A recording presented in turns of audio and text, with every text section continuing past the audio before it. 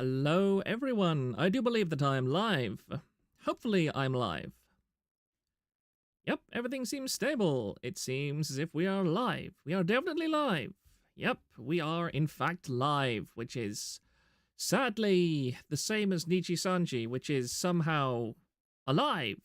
And I really don't understand how. Nijisanji is insane. Hello, Ducato. Hello,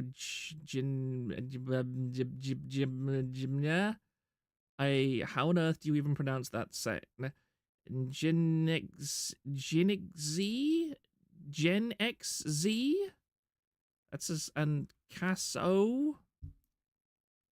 Hello, Denna. Hello, Eureka. How's my PNG going? My beloved daughter, who I would definitely never hit with a slipper for not doing the things that she said she would. Hello, Trill. I think that you're the first. That's the first time you've come into my chat. Hello, Maniacal Foreigner. It's been a day. I'm actually really tired. It always happens on a day when I don't feel up to much. Because, hello, Sigma Yi, by the way. I've had a very, very interesting day today. Unfortunately, I can't really talk too much about it because the thing that I would be discussing is the only thing of its kind in my country. So talking about it in much detail would immediately reveal where I live. So I'm not going to do that. But suffice to say, I have learned why third spaces are such an important thing in the lives of humanity. Because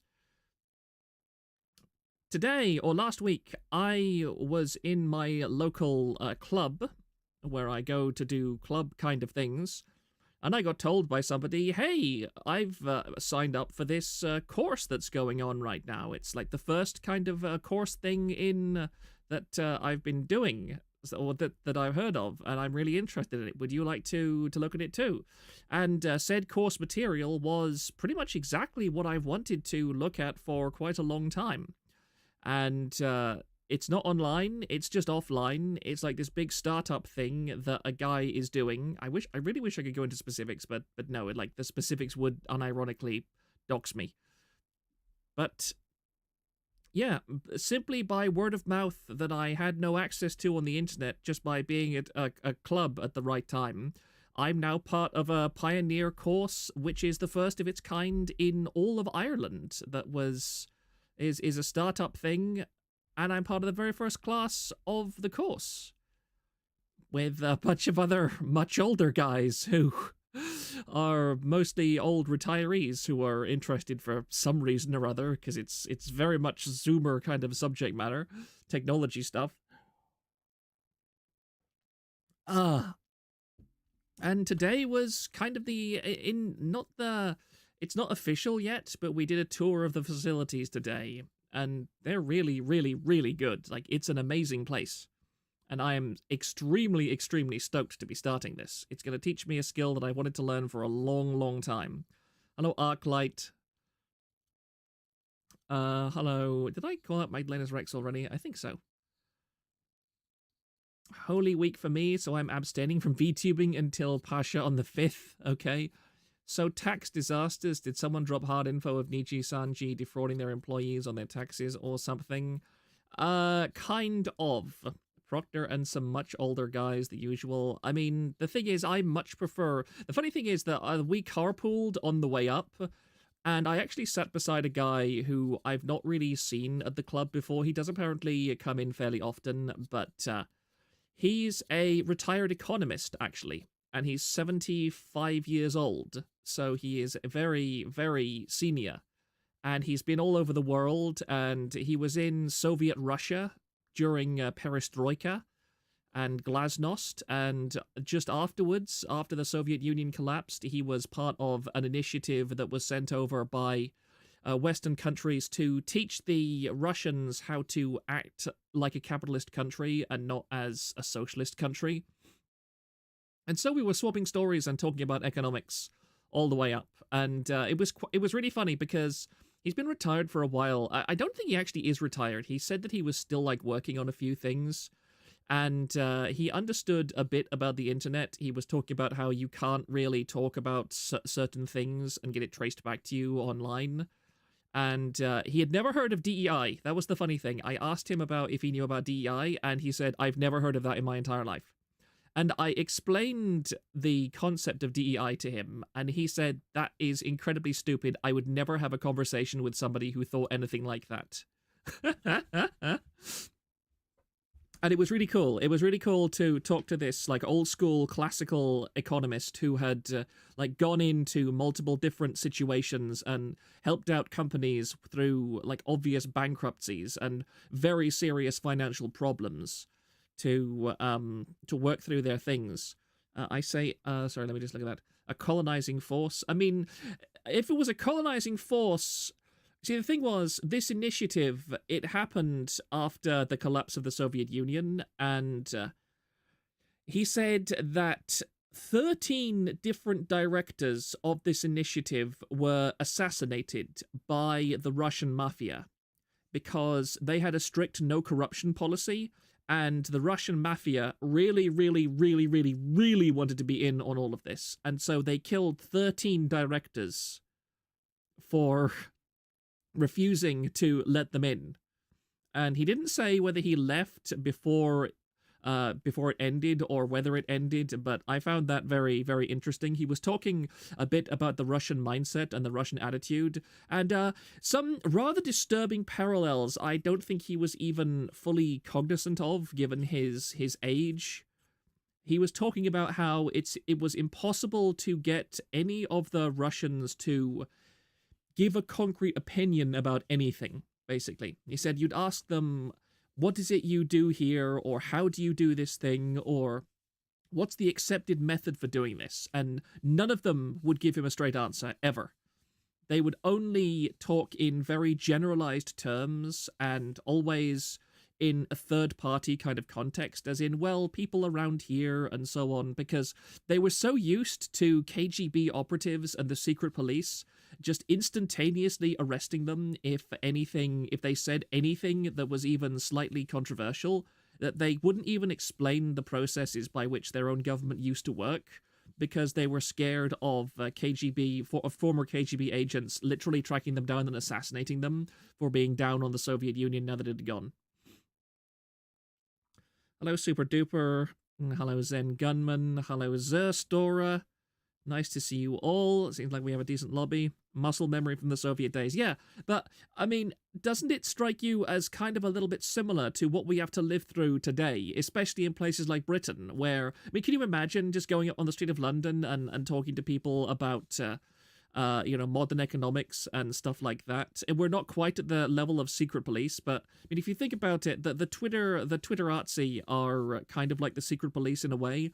I'm not going to say you're probably not going to get arrested for saying nasty things or against the regime any longer, because in Britain you literally can.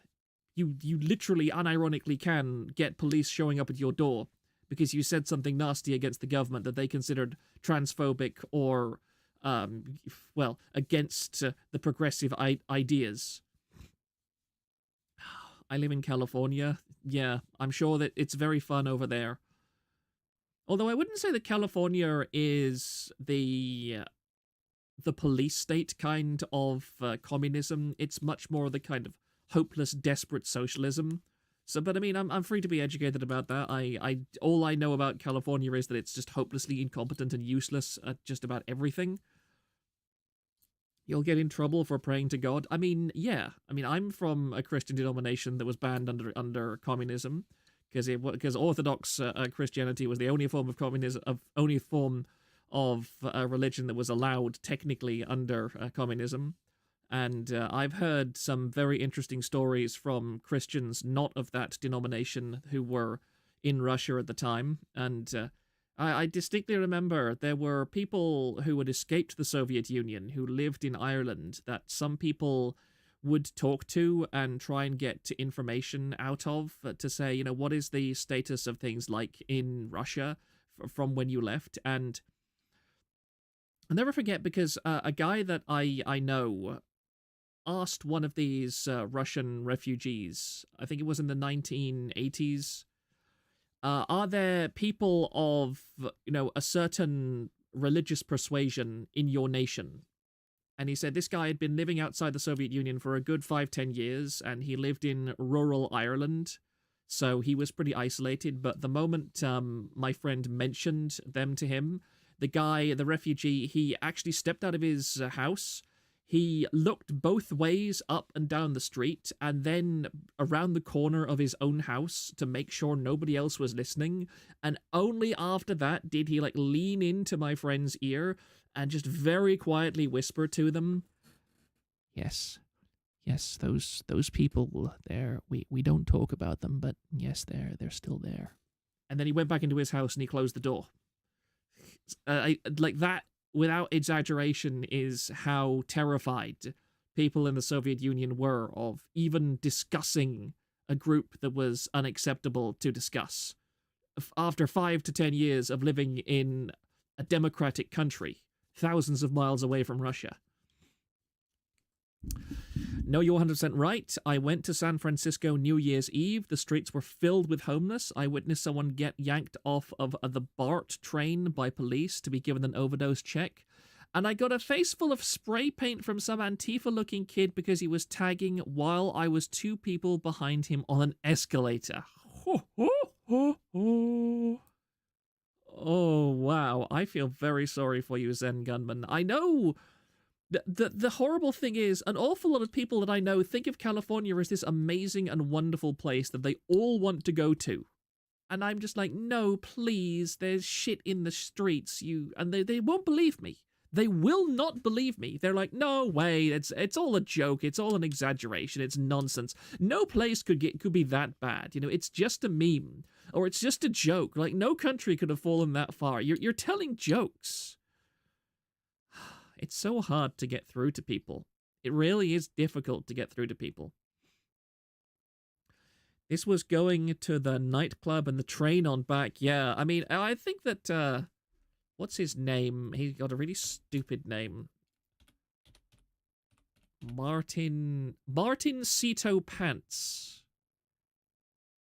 He went to California, and I mean, I think that he's decently... I don't think he's political, really, but he's an average liberal kind of person. And even he was commenting how just disgusting and revolting loads of places that he visited in California were.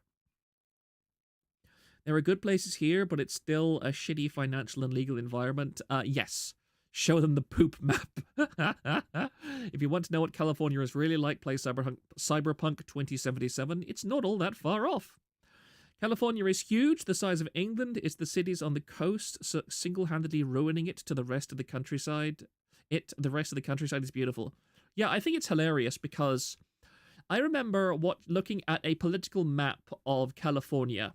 I forget exactly when. I think it was in the 1980s, 90s, maybe early 2000s, when gay marriage was legalized in California. And it was a political map of where all the Californian districts voted. Did they vote yes for gay marriage or no for gay marriage?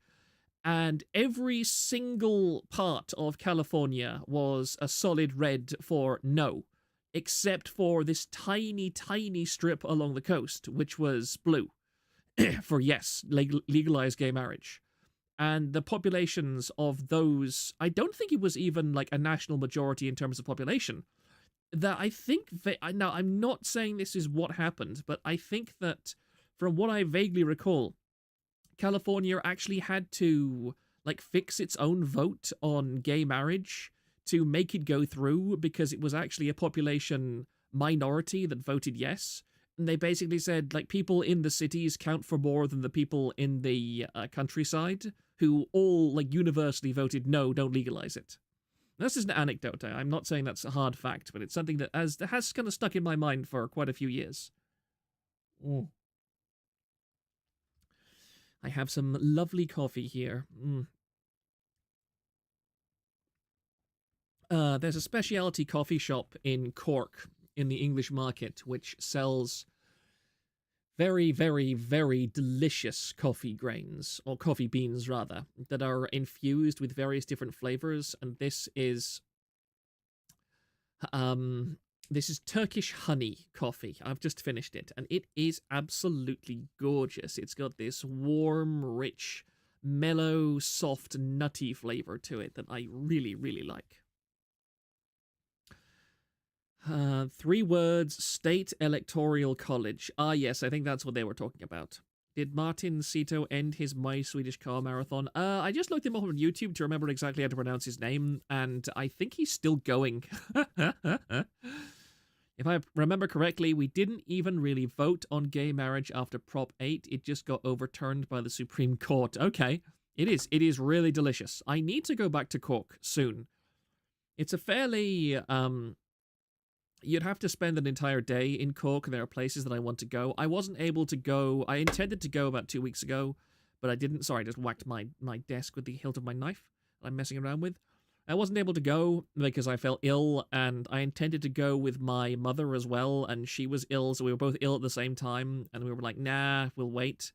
And then there was a food festival a week after that in my local town, and I went to that instead, and I spent quite a lot of money buying some absolutely gorgeous sauces, which I have talked about. You need to go back to what? Go back to a coffee shop. What did you think I say? No, I meant a state electoral college would make it so the countryside of the states win conservative elections we needed. Ah, I see. Yeah, Cork. C-O-R-K. Cork. Cork. Cork. Yes, not the other thing. Not the slightly slang term for a male bird, a male flightless ground bird. Hopefully I'm not going to yap too much tonight. I kind of tried to ask around, see if there would be anybody that would be able to comment much on the Nijisanji tax stuff. And I haven't been able to watch people like Nosagi, and I did Rima do something about it too. I think that a few people have already commented on it.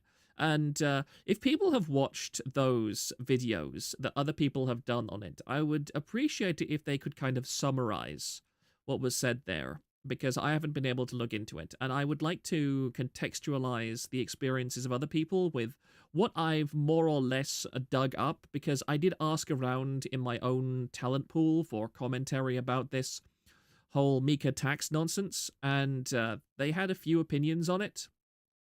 And as usual, I feel that being a little bit later to the party is not a bad thing, because it gives me a chance to formulate my thoughts a bit. And I will just look up something quickly that one of my friends sent me.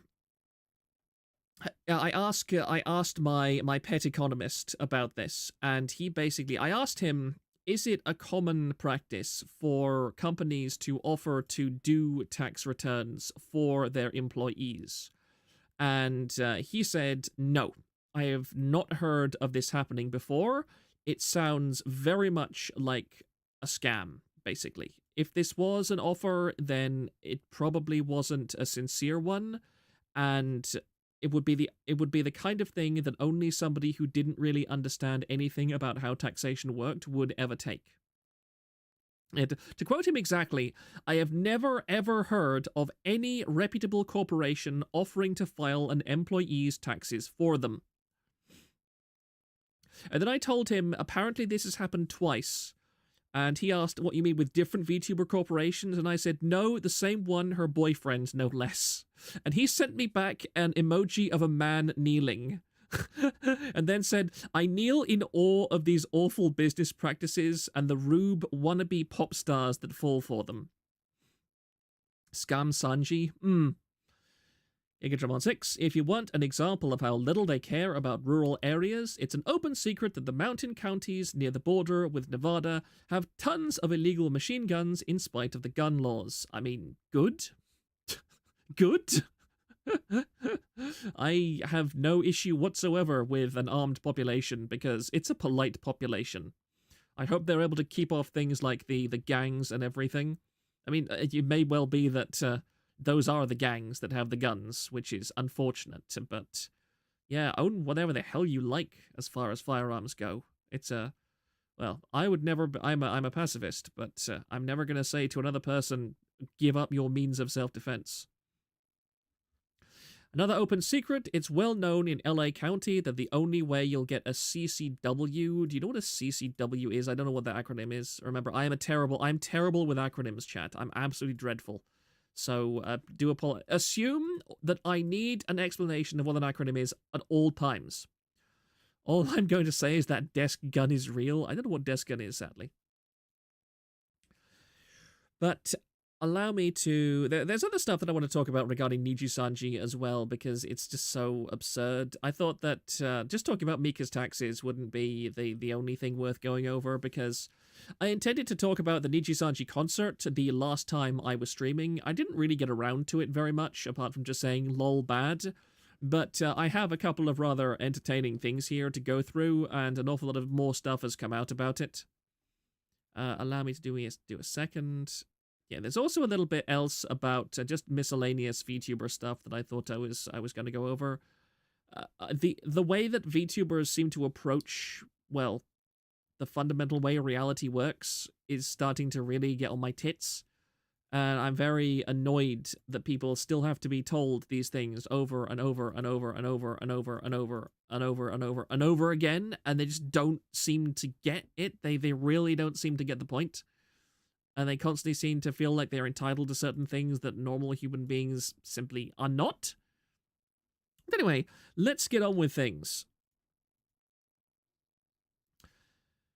High point in a Ziploc baggie in the upper deck of a toilet is a valid storage place. Ah, I see. Concealed carry. Oh, I see. Concealed carry. Concealed carry weapons permit. I've got you. These were some quite entertaining images of the Virtual Rhapsody concert that Nijisanji ran a little while ago. And first of all, people were posting screenshots of the Virtual Rhapsody and pointing out all of the empty seats. And then Niji sisters were naturally like, oh no, that was only that they took it before the concert actually started, you see. That's just the haters. Like, they're not actually representative. This is all, like, nonsense and bullshit. We did not hit her. We did not. And, of course, trigger point here is... Wait, now it says don't loop?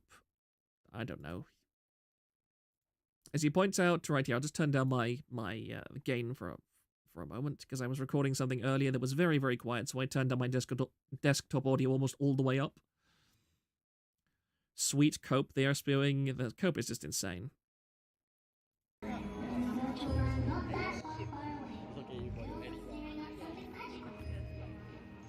I think that's the number of empty seats. Down the rabbit hole we go.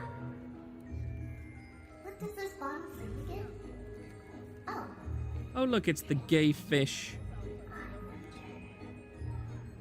Look at that screen tearing. Holy crap. Is that just an artifact of the fact that it's recorded on a third-party screen? Like, look at that. What does this box say again? Oh.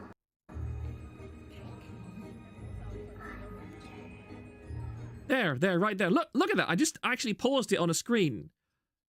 Is that a... Please tell me, if somebody is familiar with recording, is that actually just the way it was recorded? Or is that actual screen tearing on the giant screen that they have? Is that real? What do you mean, is that real? What is real? That concert is painful, almost made me feel bad for those harpies. I do not feel bad at all, especially not with all the revelations that are coming out now. Lee Educator Fish. I think that Aya Amer had like a brief moment of educate yourself a while ago, but I've only heard positive things about Aya since then, which is funny. Some Niji Singaporeans even said they did not hear of that concert because they did not advertise it. That's interesting.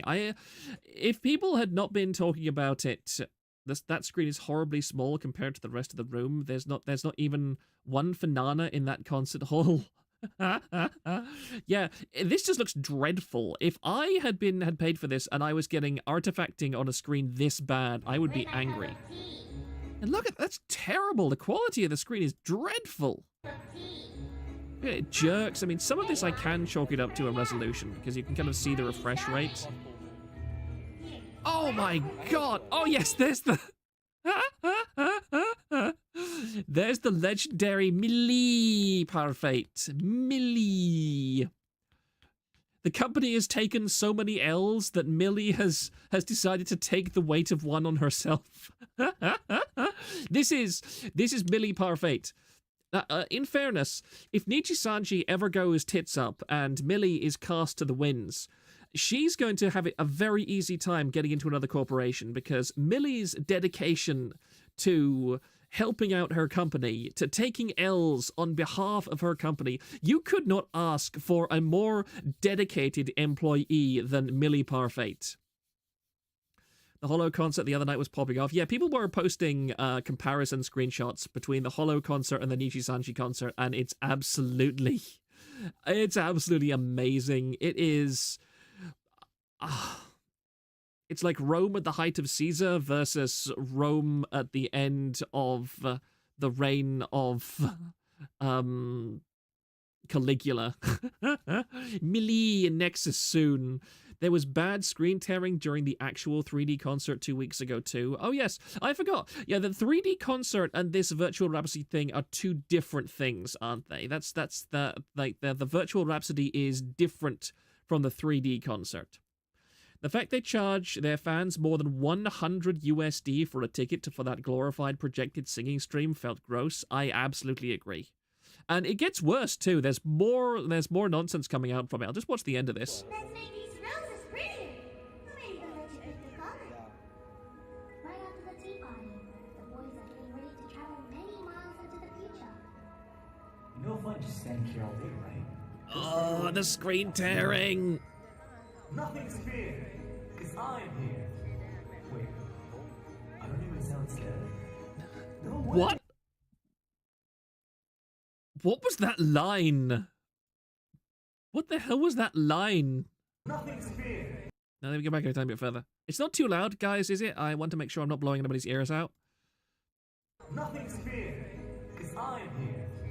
Wait, I don't even sound scared. What is that line? There's nothing to fear because I'm here. Wait, I don't even sound scared. What? Is that supposed to be funny? I've had Millie recommended to me a bunch and tried watching her, but she's such a dumb bitch. I mean, she's the one that unironically thought that somebody telling her to hit Alt F4 was legitimate argument, was a legitimate thing to do. It's okay, volume is fine. Thank you, thank you. Why is Nijisanji so unbelievably gay? Derogatory? I don't actually know what screen tearing is. Can someone explain it? As far as I'm aware, screen tearing is basically when the pixels on the screen aren't refreshing themselves at the right rates. So when a large image is moving across the screen, or there's animation, the pixels aren't refreshing in the right pattern, and so it looks as if different parts of the image are rendering in different ways at once. And so it looks as if different parts of the image are moving at different speeds. That's what happens when you see, like when I paused it earlier, one half of the screen was black and the other half was rendered. Like they should both be rendering together in a smooth pattern, but they're not. Different parts of the screen are rendering at different speeds. Because I'm pretty sure that's a processor issue, because the processor or whatever it is just isn't working properly. It can't keep up with the speed of the video decoding or whatever. But again, I'm not a tech guy. That's just how I think it works. I thought he said, that sounds gay, but that might be wishful thinking on my part. It's when you have VSync turned off in a game. Yeah, it's funny. VSync has always been something that I have hated. I've tried to use VSync multiple times. The only game that I've used VSync on where I've actually needed it is Manor interestingly. Screen tearing is when your 10-year-old GPU starts making funny noises. That's really, really stupid line. No way. No, I should have made it. Let's leave that whole thing again, because that's hilarious. Nothing's fear, because I'm here. Wait, I don't even sound scared. No way.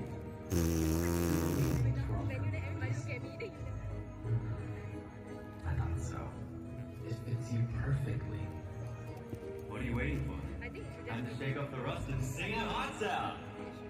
Sounds like the story is just ending. This is really cringe. That is extremely cringe. Like, I've been to cons before, and like the improv stand-up that video creators were doing on stage. Do you want the real explanation for screen tearing? I mean, sure, if you want to share it. They failed to use a GPL accelerated codec. Screen tearing only happens in processor related codecs these days. Okay. I turn it on in almost every game. I'd rather have frames drop than see screen tearing. It really takes me out of the games. Like, the thing is, I've never actually had screen tearing on any game that I've played. I remember playing Dead Space, like the PC port of Dead Space, and I turned off VSync because VSync was making the game run at something like 25 FPS, and the moment I turned off VSync, there was no screen tearing, and the game shot up to something like 160 FPS, because obviously I was running it on a computer that was 10 years more advanced than Dead Space 1. Has old Disney ride vibes. Just can't spell con without con or something. Yeah, this would be cringe. I would not pay 100 euros for this. And this person, Zena, is actually an organizer at the, or was they were apparently attending a staff, and this was his original. Was this, no, it's okay.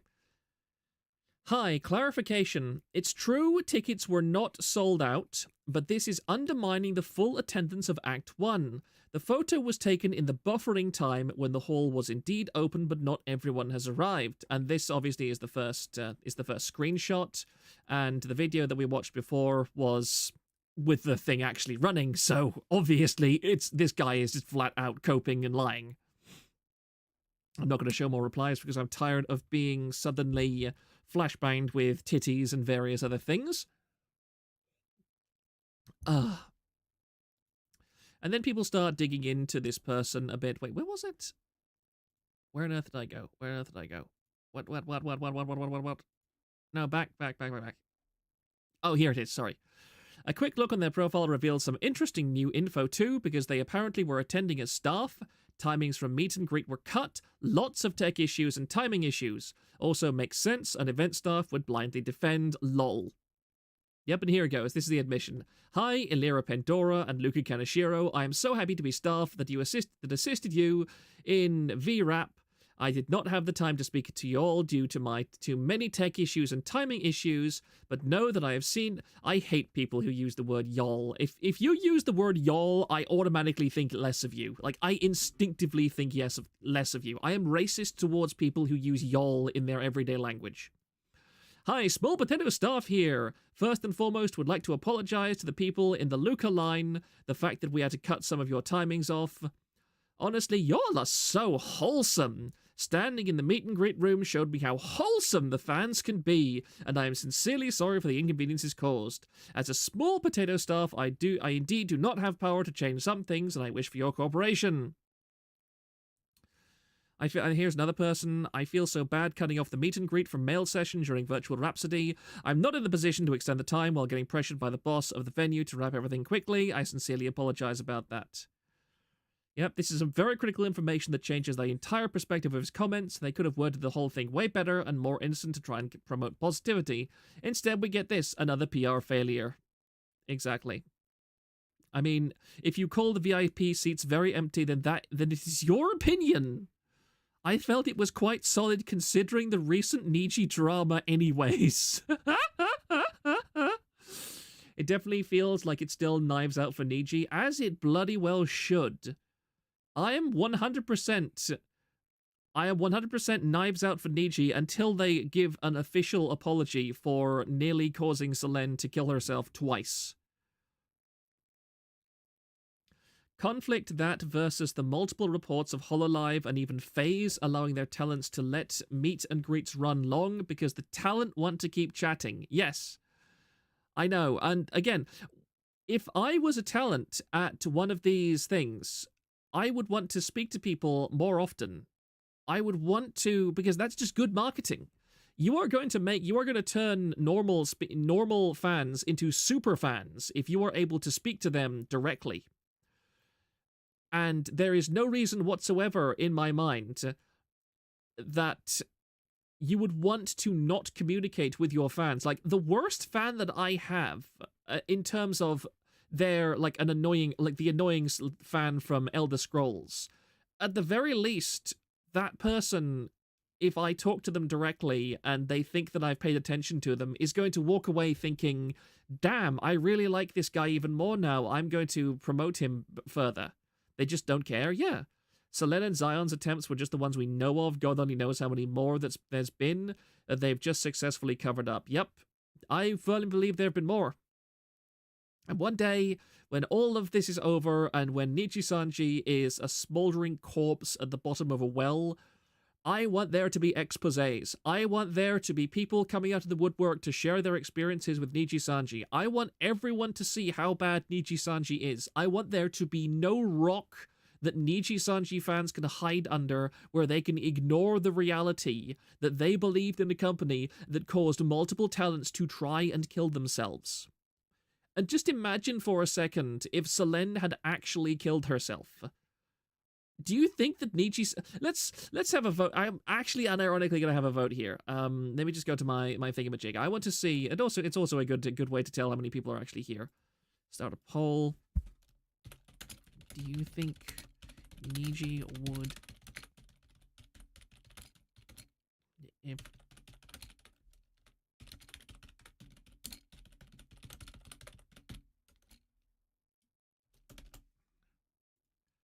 start poll, there we go.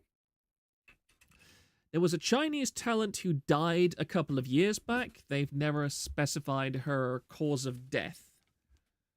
I don't know why, but that handle makes me think bot account. Which handle? You mean the guy who was responding to the staff guy? I don't really think so. If she'd actually succeeded, Niji's narrative would be the only one. I kind of disagree, because Nijisanji's narrative had massive holes in it anyway. Like, we would still assume we would still have gotten the termination notice. And because it seems like that Selene tried to kill herself very, very shortly before all of this, and she was taken into hospital. So the second attempt was very shortly before all of this came out. So it's quite possible they wouldn't have even known that she was dead if she had accomplished that. The stones will betray them, saying, "Oh, servant of Yagu, there is Niji's sister behind me." Yeah, that's getting pinned. That's getting pinned. That's hilarious. No, yep, it's pretty... I'm impressed that some of the people actually think yes. I'm impressed that some people believe yes. I hope the former talents expose the NDAs when Nijisanji En dies. I mean, a Japanese NDA in an American court is never going to be upheld. Like, NDAs are extremely difficult to enforce, and it is always going to cost far, far more for the company to prosecute an NDA than it is for somebody to defend against it. I fully believe that if somebody out there just broke NDA and did not live in Japan, or maybe Asia as a whole, and just full sent everything they had about Nijisanji, and we saw all of the horrible nonsense going on on the interior side of things, they would not get prosecuted. Nijisanji just would not be able to prosecute them. Now, I think they might try. Glad to know American courts will never enforce that giga bullshit. They're still going to need to lawyer up. I agree. I'm just going to say that my best friend Alex does move in lawyeristic circles. If anybody needs consultation, actually would seriously like to lawyer up and prepare for something, I am more than happy to go to him and ask, hey, do you know some people who would be willing to work a case like this? I mean, because he'll ask on my behalf. I trust that he would actually try. In the process of the punishment, well, you see, the thing is, the process is the punishment if you don't really know what you're doing. And the tragic thing is that most people are completely ignorant of how lawyeristic things work. And if you know what you're doing, then the process is the punishment in the reverse. Like, everybody thinks, oh, the corporation prosecutes people to create misery and contention for them. But the reality is there are genuinely a lot of cases where people will use the system to attack a corporation over very minor things that they can carefully drag out through the courts for years and years and cost the corporation enormous amounts of money. Discord's TOS is one of the things. It's arbitration. If you go to arbitration against Discord for any reason, you have to pay a very small amount of money, whereas Discord, at bare minimum, will have to spend thousands and thousands of dollars. Because look at it like this. If you're a corporate lawyer, and a corporation comes to you and says, we are being prosecuted over something, you are going to know instinctively that you can charge that corporation a hell of a lot more than an individual can charge than a lawyer for an individual case can charge. So automatically, corporate lawyers cost far more than private or personal lawyers. So if a corporation hires like 3 or 4 corporate lawyers and you hire one personal lawyer, you may end up spending quite a lot of money, but I can guarantee you the corporation will spend 20 or 30 times that amount of money on their side of the things. The problem is Proctor black corpos are good for only 2 things: effing people over and finding people okay with their shenanigans. I wouldn't be surprised if most of the talents are on Nijisanji's side. I mean, the problem is that a lot of... I think that the way... I said about a month or so ago that it would be interesting to see how things played out now that Doki Bird was free of Nijisanji. Because I said... We've noticed how people like Nina and Pomu and Mika and Kuro have not actually reached out or commented in any real way about the Selene situation. And that kind of makes sense because, I mean, Nina is in Vishoho, and so is Kuro, and now so is Mika, but Pomu wasn't, and... So there are at least some talents out there who quit under bad circumstances with Nijisanji, who were obviously very upset and angry over Nijisanji and their treatment by Nijisanji. So what I think would have happened, is that those people would have reached out to each other and cooperated together. However, to my knowledge, and feel free to correct me if this is wrong, not a single one of the ex-Nijisanji people has so far interacted with Doki Bird in any way. They have not acknowledged Doki Bird, there have been no collabs with Doki Bird, there's been no sign of support for Doki Bird, etc. Which is very interesting to me.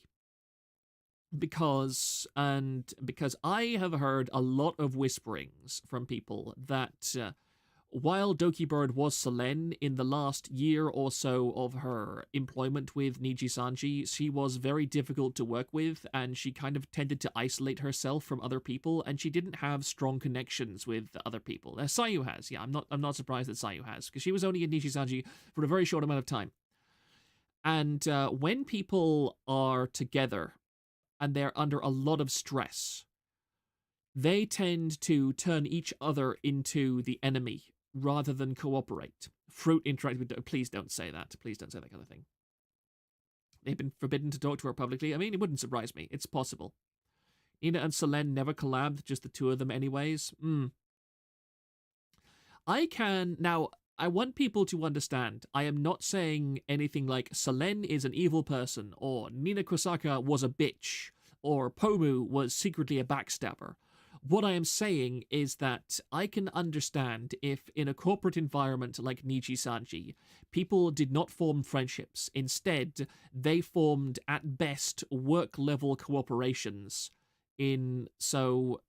but did not form any deeper relationships. Because when you're under that level of stress in a negative environment, you're not thinking, oh, I want to have a wonderful time with people. They're thinking, I want to get through my day, I want to get my money, I want to go home, I want to relax, I want to be away from this toxic environment. So I can fully believe that people were nasty to each other. For example, the Scarl and Aster explosion they had together with Aster being very angry at Scarl and them having that stupid forced collaboration where they were both visibly extremely uncomfortable and all of that nonsense. Yeah, Nijisanji forms cliques, and I can understand why they formed cliques. It sounds like she isolated when she was under stress, and any relationship she had with the company frayed. Yep, that's a good summary, Gigadramon 6. Wasn't Nina a bread tuber commie at some point on Twitch, or am I hallucinating that? There has been some talk about Nina having very left-wing, almost communist views in the past, and I honestly don't think she still has those, or at the very least, she separates them so solidly from her online presence that I don't care. I don't care if somebody is an outright communist. Honestly, I care if they try and force their beliefs on others and refuse to engage in reasonable debate. So Nina can be a breadtuber if she wants, so long as she provides and makes good content. So I'm fine with that, and I don't want people to think that because they have different views, I necessarily hate them. I hate people for the stupid things they've done, not for their views. The views cause them to do stupid things, but anybody can have a view. The way she seemed so eager to pay her taxes seemed a bit odd to me, but whatever. She's also come out and said her old streamer group made her miserable to stream with and burned her out nearly completely. For reference, when you say she, Reinigan, can you clarify, do you mean Nina or Mika? Because we're talking about a lot of individual different women right now, so I would really appreciate it, for the sake of posterity as well, to make sure, because I really like to try and not spread misinformation. So if people could clarify exactly who they're talking about when they're referencing what certain individuals said in the chat, I'd really appreciate it. Thank you.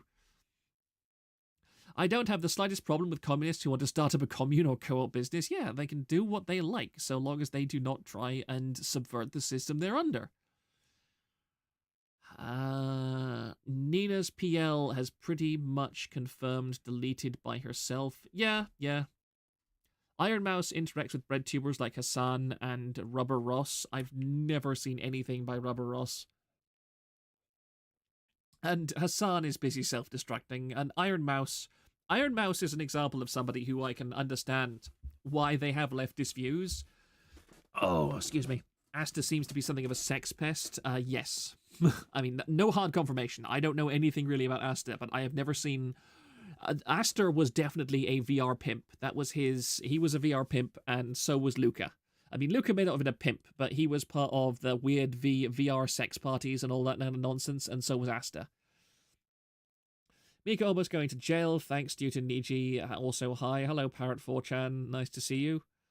Are you going to bring along... Are you riding in on your horse, or are you just here alone? Did you have to walk the walk of shame? In Niji, they're not friends, more like they have a non-aggression pact. I agree. And again, I don't blame people for that.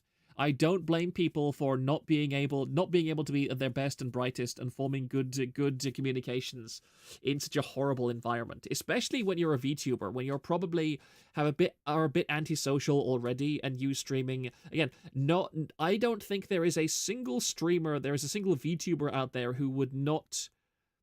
I won't say they wouldn't be a conventional streamer if they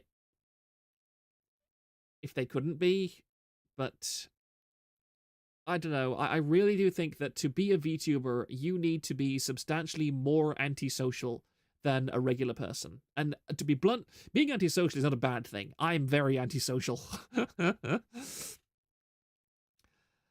99% of young female creatives hold leftist views. This is unfortunately true, and I chalk that down to a massive failure of society. Bimu Tech, WTF is up with VR chat tubers and being the worst of society. VR chat appeals to the most degenerate of the degenerate. People use VR chat to do an awful lot of very, very naughty things, and it's an evolution of what I used to see in the role-playing community as well, is that all those kind of communities inevitably graduate towards lewdness as they grow older. I've seen a real pipeline of people who start to roleplay and just do as like, oh, I can pretend to be a character from Harry Potter and we can do cool and funny things, you know, in my make-believe Harry Potter universe on Facebook or some forum somewhere. And as they grow older and the hormones start kicking in, the kind of person that does that kind of thing is naturally predisposed to be isolationist themselves. So it's very unlikely they're going to find a girlfriend in real life to channel their desires through. And so they're probably going to eventually move on to erotic role-playing as they grow older, and then they start getting into stuff like VR chat, which is, erotic role-playing with things like haptic feedback and all that kind of degeneracy. Also, I was a regular watcher of the Aster VR pimp videos, and yes, I am ashamed. Put me in the video parrot /JK. Which makes Nina /Matara strange because she's a turbo extrovert. I mean, you can be a streamer while you're an extrovert, but that actually kind of brings me onto something else. I'll get back to the Nijisanji stuff because this was something that was shared with me, or shared on the Discord rather. Which one is it? Yes, this one. Let me just have a drink of water. This is Onigiri, who I actually quite like. She seems to be a pretty cool streamer and really nice person, gets an awful lot of good collabs with people. But she says here, it's been a while since I made a more serious post, but I feel like I had to get it off my chest today and give a friendly reminder. To future stream snipers, if I am walking around in public doing IRL streams, quick photos are generally okay as long as I have my mask on. No prolonged conversations, please, as I want to focus on giving my attention to my stream and whoever I'm with at the time. If you are watching stream and see that I'm eating, please do not come as I may not have my mask. Any snipers that ignore this will be turned away. I hope you guys can respect this as it gives me a lot of anxiety when I get approached without my mask. It takes a lot out of me to do IRL streams, and the last thing I want is to have to worry about my safety, privacy, and boundaries. Thank you for understanding. And this is what I was alluding to at the start of this stream, when I was talking about people needing to learn something. If you are an IRL streamer, you are putting your life... Now, there's a difference between an IRL streamer and an IRL, like, V-blogger or live blogger or whatever the hell that term is, because blogging is post-facto. You upload a video of what you've done during the day after those events have already happened. You're probably not live streaming it. Whereas if you're IRL streaming, your life and everything you film is automatically public. You are doing public content. What's the big deal about a mask? I don't know. A lot of content creators wear masks when they when they're IRL streaming, which I can kind of understand. This is one of the reasons why VTubers should never break immersion by showing yourself IRL / posting IRL pictures of yourself. I mean, Onigiri, as far as I'm aware, is actually a very pretty woman in IRL. She has nothing to be ashamed of. She's like Nyaru. They are very attractive women. Do not do IRL streams if you don't want your face out there. Matter of fact, do not do IRL streams, period. Yeah, I would never do an IRL stream. Well, I might do no, I wouldn't do an IRL stream, but I wouldn't mind at some point in my life just taking a camera around somewhere and filming interesting stuff, because there's a lot of nice stuff out there. I would love to do travel sometime. I want to travel. The mask helps if you are shy, as weird as it seems. Yeah, but it's a crutch. I think you should just get out there and deal with it. I really do. And the trouble is now that she has revealed that this is a weakness, I can guarantee you, absolutely, that she is going to have worse people trying to stream snipe her, because they are now aware that this is something that upsets her, that this is something that will get on her nerves, and this is something she doesn't want to happen. You can't say this kind of thing out there on the internet to thousands and thousands of people, because you are going to, I'd say, if you have 20,000 views on a tweet, then 1 or 2 of those viewers is going to be psychotic and insane. And they're going to read that and say, oh, this is how I can feck with somebody in real life. This is somebody telling me this is what I need to do to annoy them. I am of the mind, this is what you welcome, this is what you welcome when you do IRL streams, as well as they should be allowed cattle prods and legal immunity from using it as needed. Reminds me of Kiki. Yeah, and it doesn't make people look good. Because it's all about the social contract, and I feel that people do not understand the idea of the social contract, and the social contract goes both ways. When you are IRL streaming, you are in essence signing a social contract with the people around you.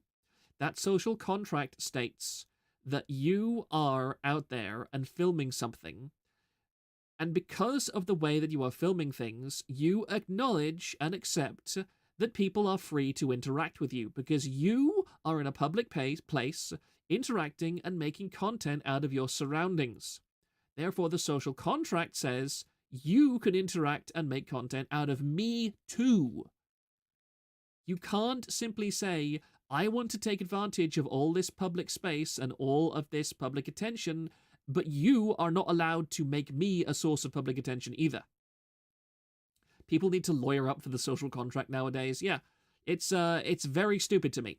Like, if I am ever IRL streaming and somebody comes up to me and starts to talk to me, then I might ask them to not talk to me any longer so I can focus on a video. And if they don't, then they're an asshole. But I don't have the right to then go, oh, you are refusing to leave my streaming area. Therefore, you are a nasty, evil person who is endangering me, who is, you are breaking my trust and violating my personal sanctuary. No, that's me taking it too far. I'm the asshole in that situation because I am breaking the social contract that I explicitly signed the moment that I went out in the public space and started filming things. More like because it's easier to be popular using VTubing than being normal flesh tuber with the competition, just like those Coomer. I hate Coomer VTubers. I really do despise them with all of my heart and soul. Kiki doesn't do IRL streams either.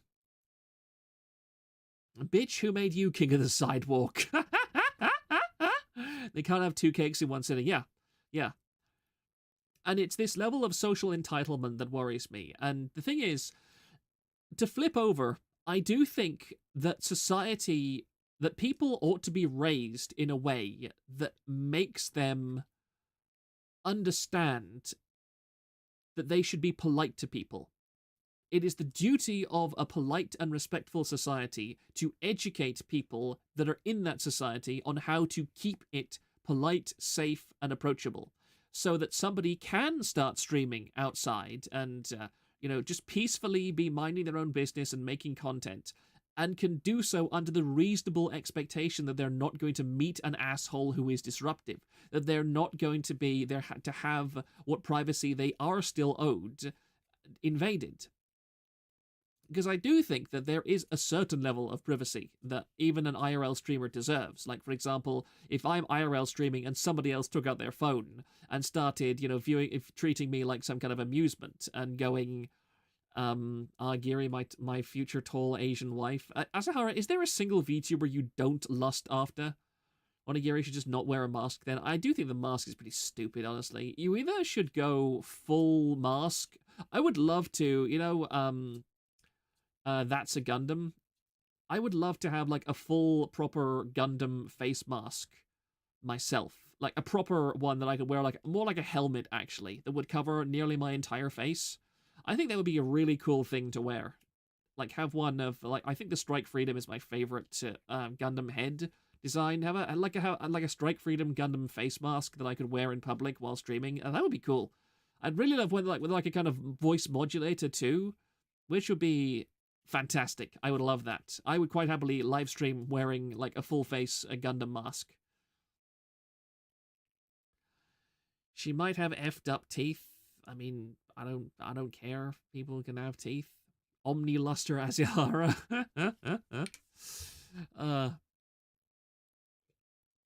If you want to enforce privacy in public, you can always use the all-reliable method gun. Uwu Labs motorcycle helmet. Yeah, but I mean, even then, the fact that you are wearing a mask in a public space does not automatically mean that anybody taking a photograph of your real face when you take that mask off means that they are committing a privacy violation. No. It's all a matter of common sense, and common sense is very uncommon. Do you want anonymity as a VTuber? Don't do IRL streams. Do vlogs instead. Precisely. Exactly. I'll only do IRL streams in full Havel armor cosplay. I really want to own a suit of armor, guys. I really do. One of the things that I've wanted to have for a very long time is a suit of chainmail.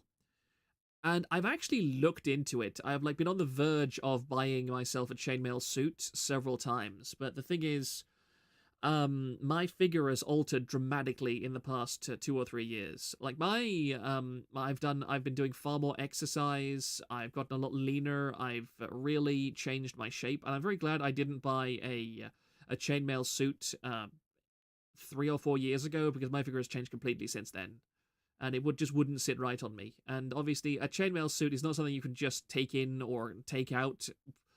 You have to make sure it fits you properly. And mail isn't all that expensive. It depends on the kind.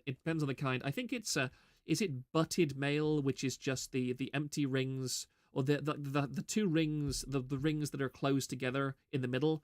Whereas I think that welded mail is the one that I would really like. I would like a suit of welded mail, which is the proper battle ready kind of chainmail. I really want the battle ready kind of chainmail, because I would never want to wear a suit of armor that is just for show. I want something that would actually work, that if I got stabbed, it would genuinely protect me.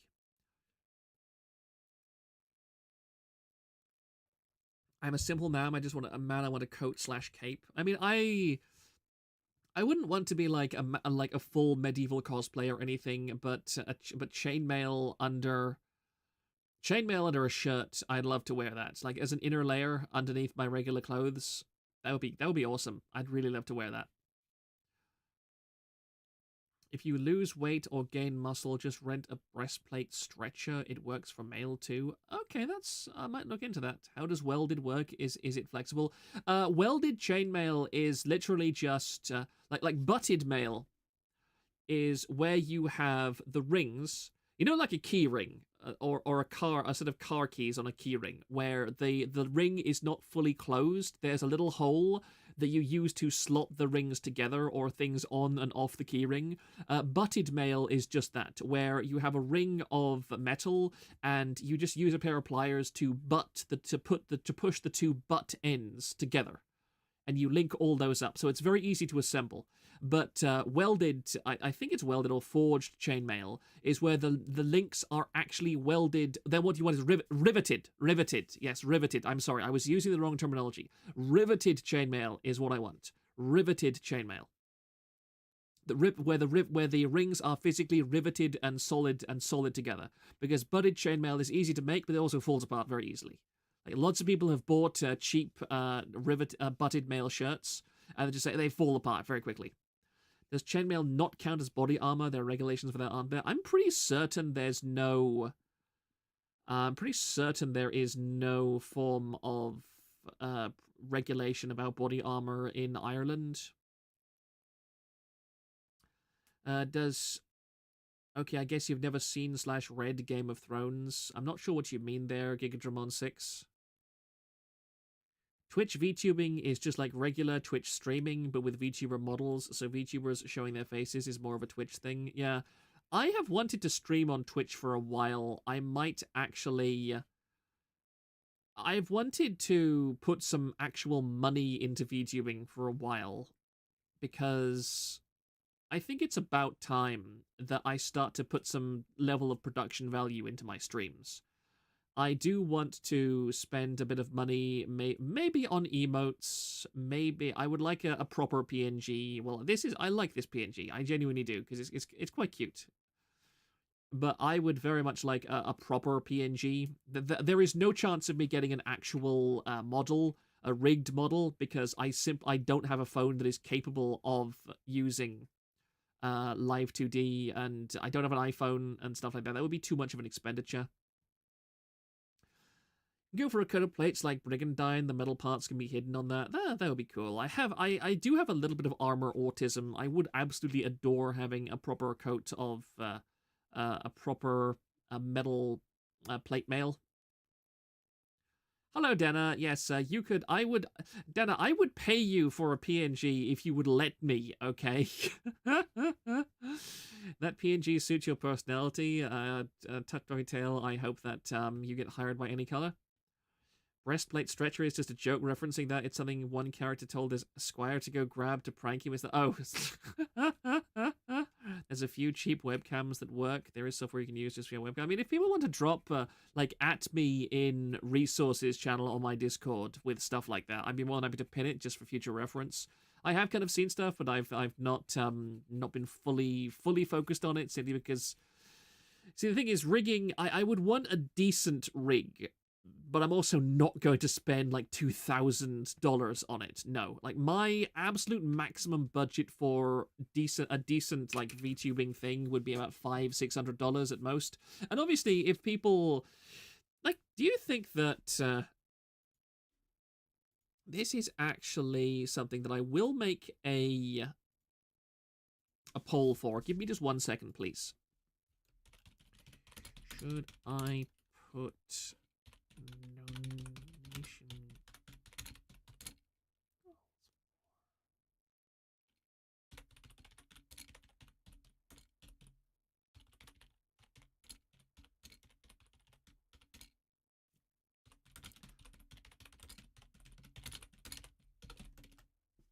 Okay, start poll. I'm just curious, because I'm very bad at asking people for money, so I will submit this to democracy.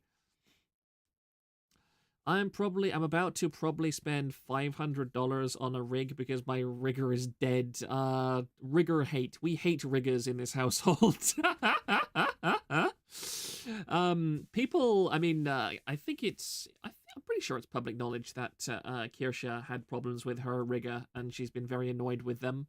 And it's funny because somebody else actually rigged her lowly model for free, and just literally was a random person who decided that he was going to learn how to rig just to rig her like lowly model that she now uses, her lowly 2D model. Rigger with a hard R. But like a GoFundMe or something. Animated/reactive PNGs are pretty good. Yeah, I don't really care about using a model, really. Like, a reactive PNG of some sort would be perfectly okay for me. I just want it to reflect my personality just a little bit more. Like, this one is nice, but, you know, it's obviously not an official thing. I give you 4 pigeons. You give me a fully rigged model. The sign above Proctor's house reads, "Dead rigger storage." Kirsha, poor girl, can't find good people to do art and rigging. Yeah. I think the problem with Kirsha is that she's a very forgiving and accommodating girl, and she is very, very bad at, like, yelling at people and getting them to do things. I have tried to, I have legitimately asked her, hey, can I yell at people on your behalf? Milady, can I yell at your artists and people and so on to get stuff done faster? Like, she's very bad at that, and I think that's something that all VTubers, all streamers really, should learn to do. To be like, hey, where's my model, bitch? Because most artists are menhera. The better the artist, the more menhera they are. Just do what Shindig does and use OBS to animate his PNG. Yeah, I've looked into a little bit of his stuff, and it's really cool. He does a lot of damn good stuff. I have no intention to ever be a VTuber, but I'd love to make Let's Play video series of old games a la Heck Bailey. I've never heard of Heck Bailey, I'm very sorry. I remember watching Let's Plays quite a lot when I was younger, but I think that era of content has kind of passed by YouTube. The first time I wanted to be a content creator, I wanted to do Let's Plays, but I even like did a couple of test videos. I didn't publish them or anything. They're not. They're just on my hard drive, and I did a couple of test videos of Let's Plays. I don't really. I realized very quickly that the streaming environment was not good for it any longer. It would have been pretty stupid for me to go into Let's Play and stuff. I'm glad that I was able to do kind of a clean start with VTubing, or at least PNG tubing, with this as my first major streaming endeavor. I would have been really embarrassed if I'd had like a string of failed projects in the past that people could go back and look at cringe stuff that I'd done and that had never taken off. My last 2 videos with the AI thing were done on OBS, so the Proctor speaking and the Pippa/Papakin were all on OBS. That's pretty cool, actually. I should hit you up and ask you how you do that, because a lot of VTubing stuff is still legitimately a black box for me. I don't know a huge amount of stuff. Sorry. I'm very bad at learning skills for the future. If I learn a skill, it's for something that I want to do in the moment. And it's why I'm very happy I'm on this course that I mentioned earlier now, because it's a much more structured learning environment, and it's a kind of skill that I want to learn but have no immediate application for. But it's also a very, very marketable skill, which is very cutting edge. It's a technology kind of skill. And I think that it will set me up very well in future life. And if nothing else, it's not too long, and so if it never turns into anything, I will still have... and it's basically free too, so it's great. You are best off with a good set of multiple PNGs than a 3D. I agree. I do not want to spend massive amounts of money on a VTuber rig. It takes a certain type of mental illness to believe you can make a living... Sorry, that was cut off. From doing art. I mean, people can make livings from doing art. I know multiple artists who make their livings doing art, and it's hard, but they can do it. Pippa recently set it up with 3 different images in her Phase Wars collab. Are you the anon making like 20 AI songs with my voice? Nah, that's not him. It might be Thrang. Thrang's made some funny AI music videos before. Have you watched Rev's video by the Iron Mouse hate? I have not. I have no idea. I don't keep in contact with what Iron Mouse is doing in any capacity at all. Sorry. She's a bit too large for my interest. I prefer focusing more on indie-style things. I cover Nijisanji because it's so topical, but I mean, quite honestly, I don't really care all that much about Nijisanji overall. Please give me a moment. This is quite funny. I'll put this up on screen while I just look up some stuff from the Virtual Asylum thread. I thought I had tabs on it, but I obviously don't, which is, you know, just very, very professional streamer. Very, very professional of me. So give me just one moment, please, and I will look this stuff up on the regular thread. Because some people had some interesting takes and some interesting comments, and also links that I thought would be worth going over. This has nothing to do with the current elves, but I found this so funny at the same weird time. 8chan's desiccated corpse. 8kun has a dedicated Nijisanji board and their own VT alongside a pretty colourful lineup of boards, mostly ESFs. Is this the last Nichi sister holdout?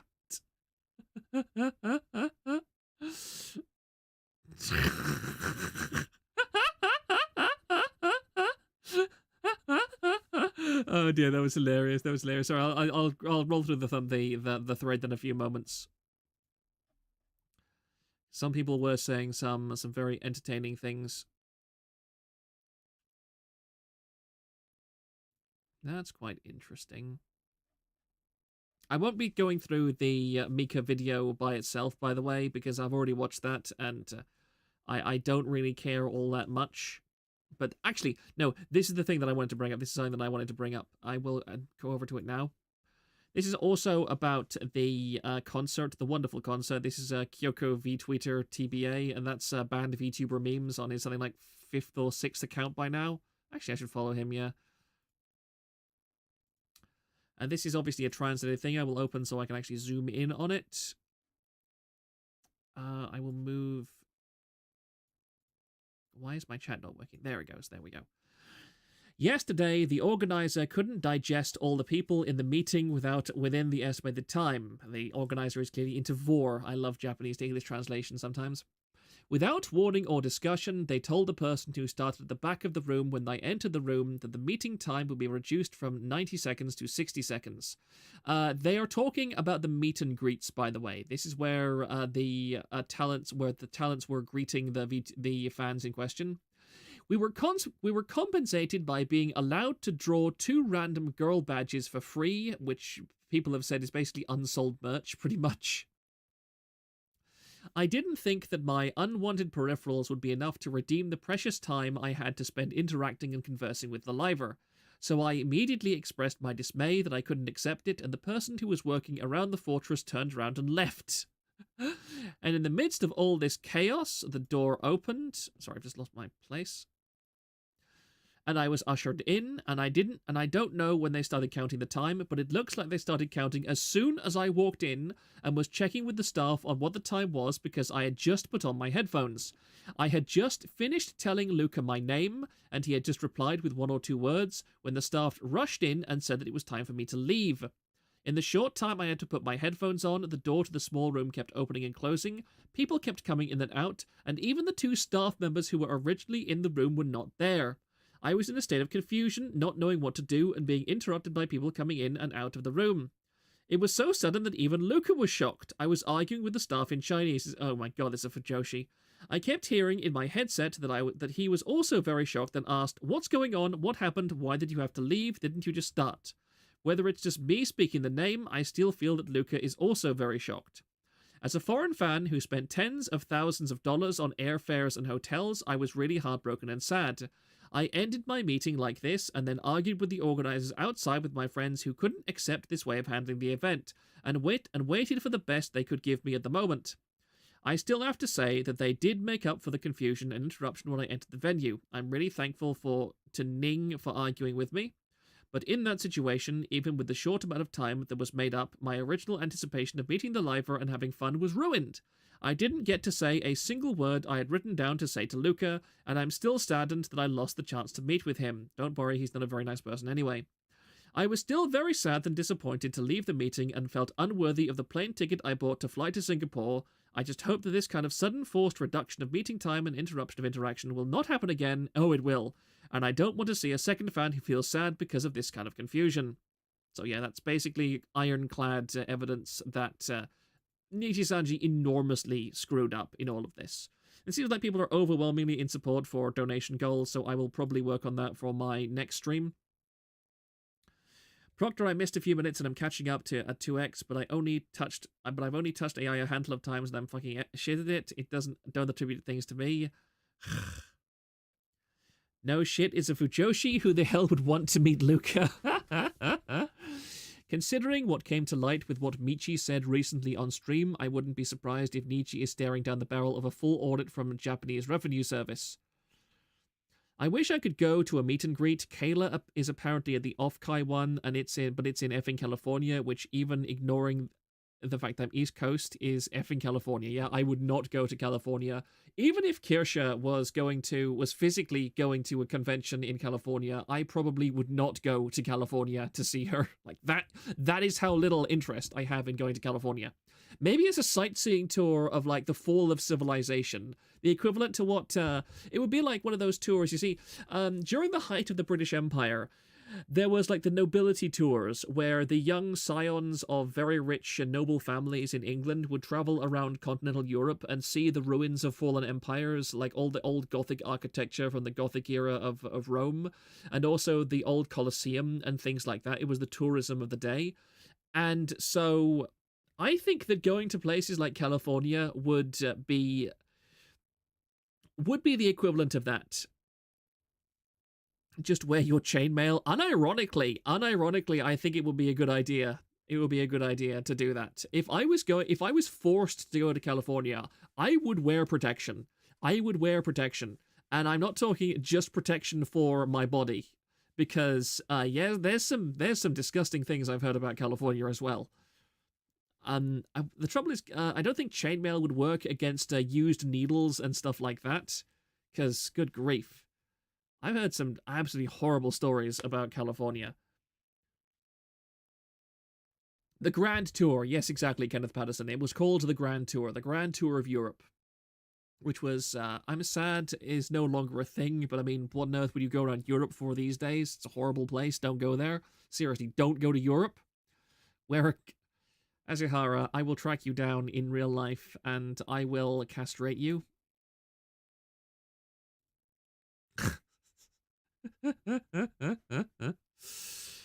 Oh dear. Oh, what was this one? I've already looked at that one. Our expectations were low, but holy fuck. They finally live up to their, quote, negligible. I find that beautiful. That's just beautiful. The number of people just clowning on Nijisanji at the moment is absolutely amazing. Anyway, let's actually get to the main event, which is the Michi livestream. I will just recap it for those who, for some reason, don't know about it. Niji offered Mika an option to have a portion of her income deducted to pay for taxes. Prior to this, Mika was filing her taxes herself and figured that she'd take the option to avoid the hassle. As legally required, she also continues to declare her income to the government. The sum scalped off was 10% or so. 2 years later, she gets a letter from the government saying she hasn't paid her taxes for 2 years. Thinking there was a mistake, she went to Nijisanji to ask for the tax payment codes so she could prove to the government that the portion of her paycheck earmarked for taxes was indeed paid.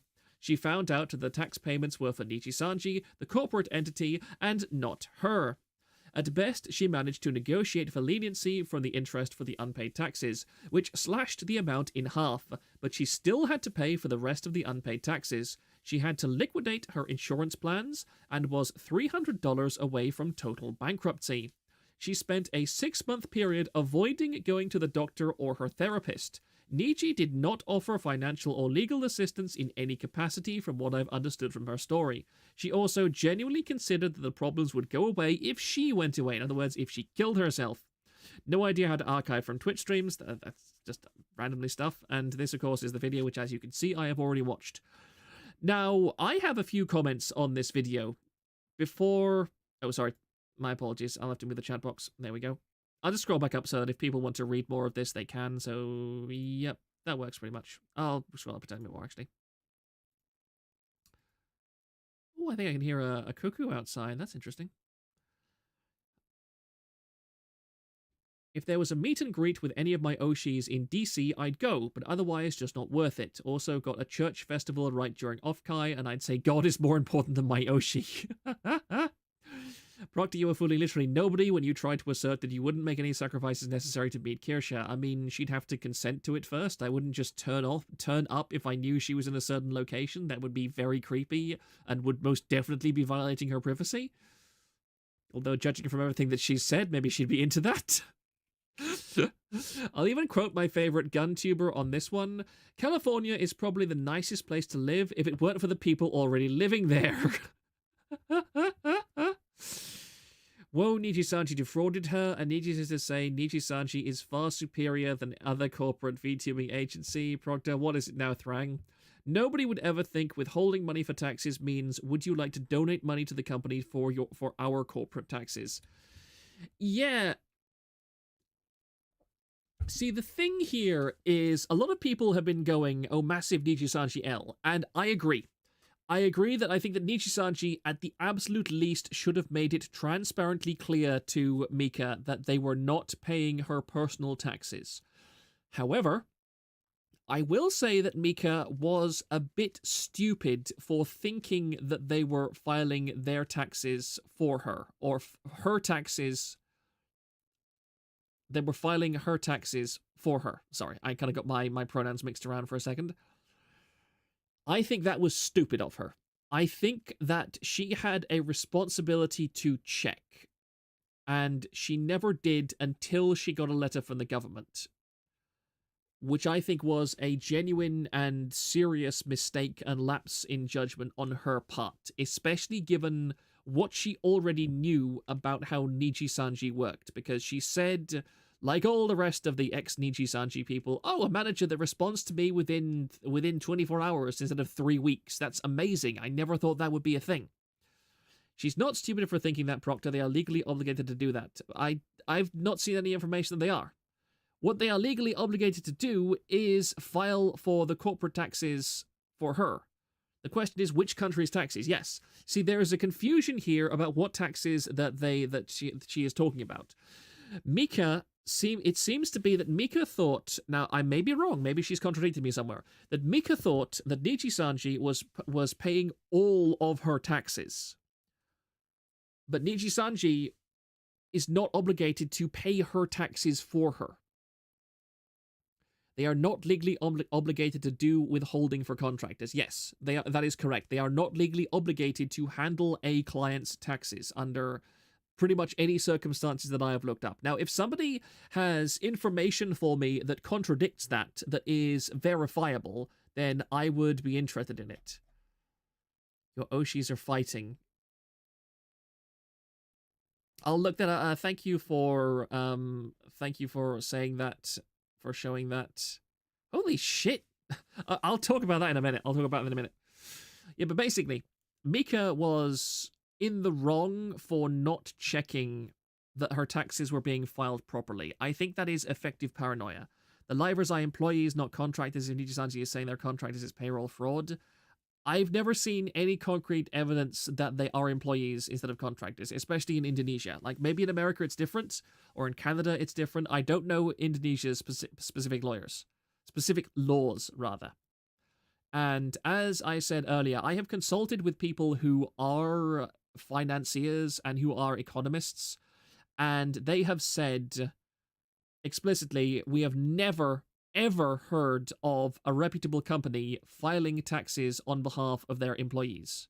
Yeah, well, that's up for debate, but according to Niji, they were contractors.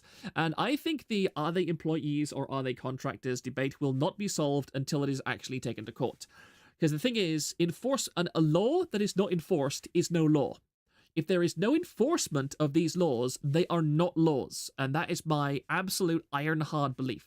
A law that is never enforced is not a law.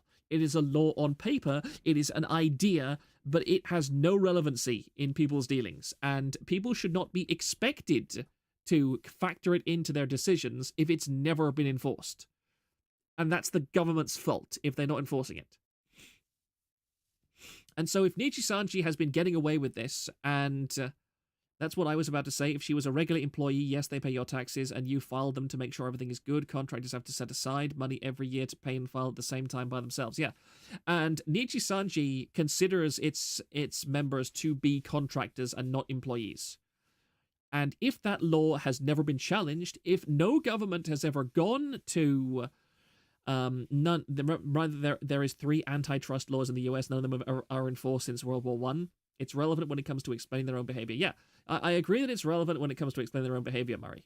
In Indonesia, that is apparently normal to pay an employee's taxes according to Face's waifu. Check Discord for link to post. Okay, I will look now. Let me have a look. Got this image. Wait, is this what... Oh no, that's not the thing. Face's wife, though Face's wife is in Niji's he's not in Nijisanji, sorry, he is in Indonesia. My apologies. The hilarious thing about Michi's Niji tax thingy is that you can bond with your own family, in my case, my dad, by discussing how taxes works like what I did. According to my dad, his current occupation as a lecturer at a school has the school giving him an offer similar to Mika with Nijisanji, which is allowing the company / school / entity whatever to cut some from your earnings for your own income taxes, so you don't need to report to the tax office. For the record's sake, my dad didn't take the offer. Mika might be at fault here for essentially not being informed enough, which she took the blame as the clip by Murray showed, and decided to take the easy way out by accepting Kurosanji's offer for letting them handle her personal income tax. However, the fact that Nijisanji themselves don't bother to inform her that they no longer handle the taxes anymore, along with the whole, oh, it wasn't for your personal income tax, it was for our taxes Lamau thing, Niji is still practically at fault as well. Maybe even enough to cause yet another burn Niji. Yes, thank goodness the censor works there. There is also some more things to consider. How exactly the 2-year gap without taxes started? Is it post-merge or before the merge? Why would Niji care about the whole company taxes thing, especially since they no longer have the ID branch anymore? Especially since by the time post-merged happened and there isn't any local / ID office, wouldn't the taxes thing for the company be focused on Japanese taxation regulations and not, say, the ID and also Mika's own? Speaking of Niji Els, did you see that thing about Jelly getting higher views playing a literal Steam engine simulator than Vox? That looks pathetic on Niji's end. Yeah, I did find that kind of funny.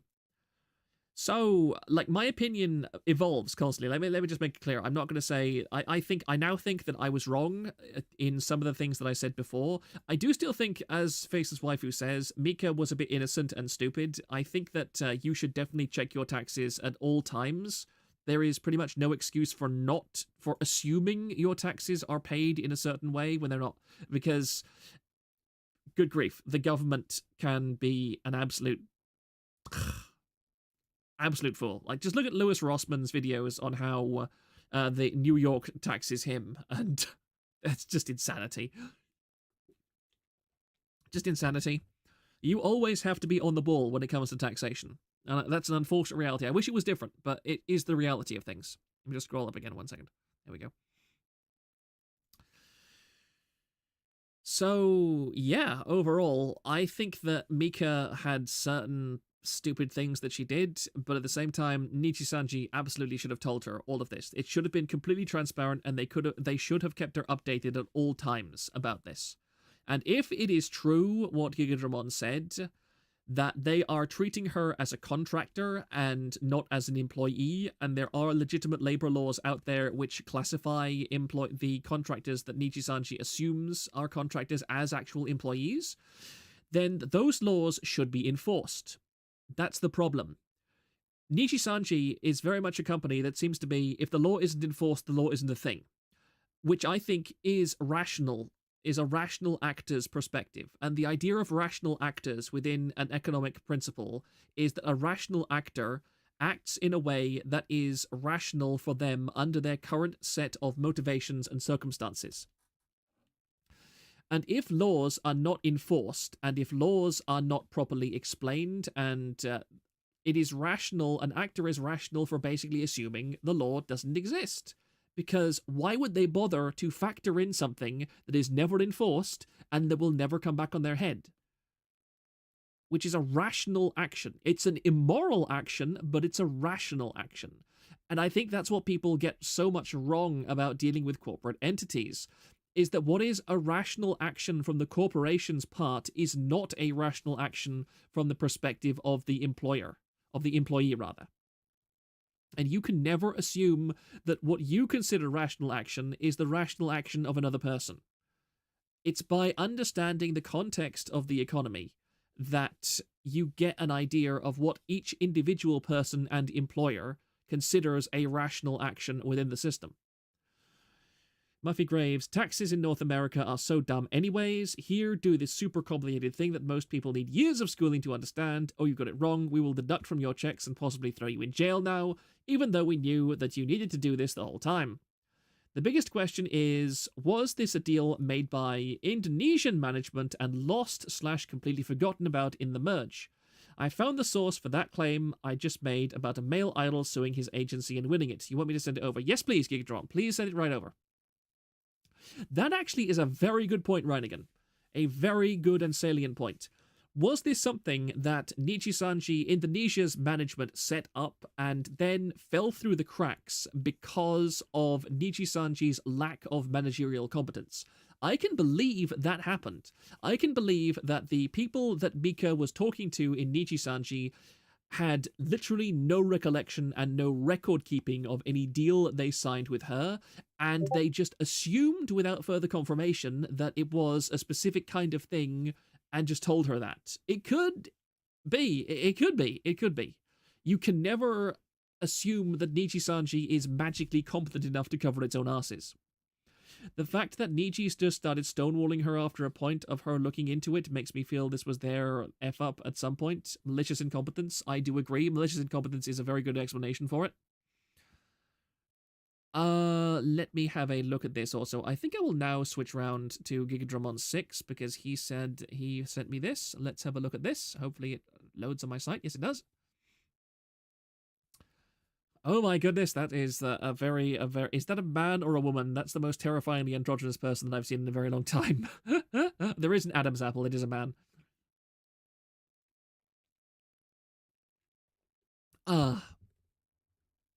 Former idol, a worker, and not liable for penalty for leaving group. Let me just check to make sure. I'll zoom in a bit since that won't make my chat cover the thing. Yeah, I can zoom in actually a fair bit longer. There we go. Tensho Shinzawa, a former member of Breakthrough, speaks at a news conference in Tokyo on April the 24th. The Osaka District Court ruled that a man who quit an idol group is not liable to pay a penalty because he was a worker who was obligated to follow instructions from his management agency. The Osaka-based company filed a lawsuit against Tensho. demanding 10 million yen in penalties for pulling out of Breakthrough without permission. Does this look like the kind of man who would pull out without permission? It is said that Shinzawa was a business operator who had the freedom to choose his work. In a decision dated April 21st, Judge Toshiaki Hasegawa rejected the claim and recognized him as a worker as defined under the labor standards law based on the group's activities. The LSL prohibits a contract that prescribes a monetary penalty for breach of a labor contract. The ruling said the penalty violates the law and is therefore invalid.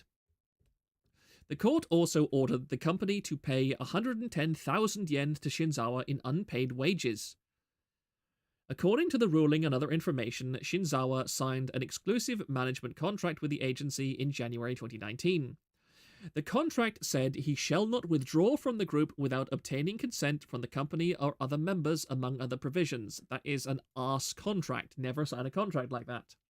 It also stipulated a penalty of 2 million yen per violation. Shinzawa, who was diagnosed as suffering from an adjustment disorder — what is an adjustment disorder, I wonder? — decided to quit the group. He was sued after he notified the company that he was cancelling the contract in August 2020. The ruling said Shinzawa performed as a member of Breakthrough in accordance with instructions from the company, noting that he had no freedom to refuse the directions. It also recognized him as a worker under the labor standards law because he was receiving a fixed compensation of 60,000 yen to 160,000 yen a month. That is interesting. I do not believe... Let me just scroll up a bit. Yeah, I do not believe Nijisanji management is being incompetent in this regard. I fully believe this is malicious on this. Well, the thing is, I think that it can be both ways. That, I think that they originally could have been incompetent, and now they are maliciously covering it up. It can go both ways. Disgusting JP Black company, definitely. He's 28, what a life he's had, probably lots of drugs. Yeah, he looks older than me, and I'm 31. My mistake about saying he sued them. That's fine. That's fine. I read the entire thing, so that's clarified. Now allow me to go to. Let me just go to it here. I prefer to go straight to links. Who is pinging me? People are pinging me. So Thrang, you're the one that posted this.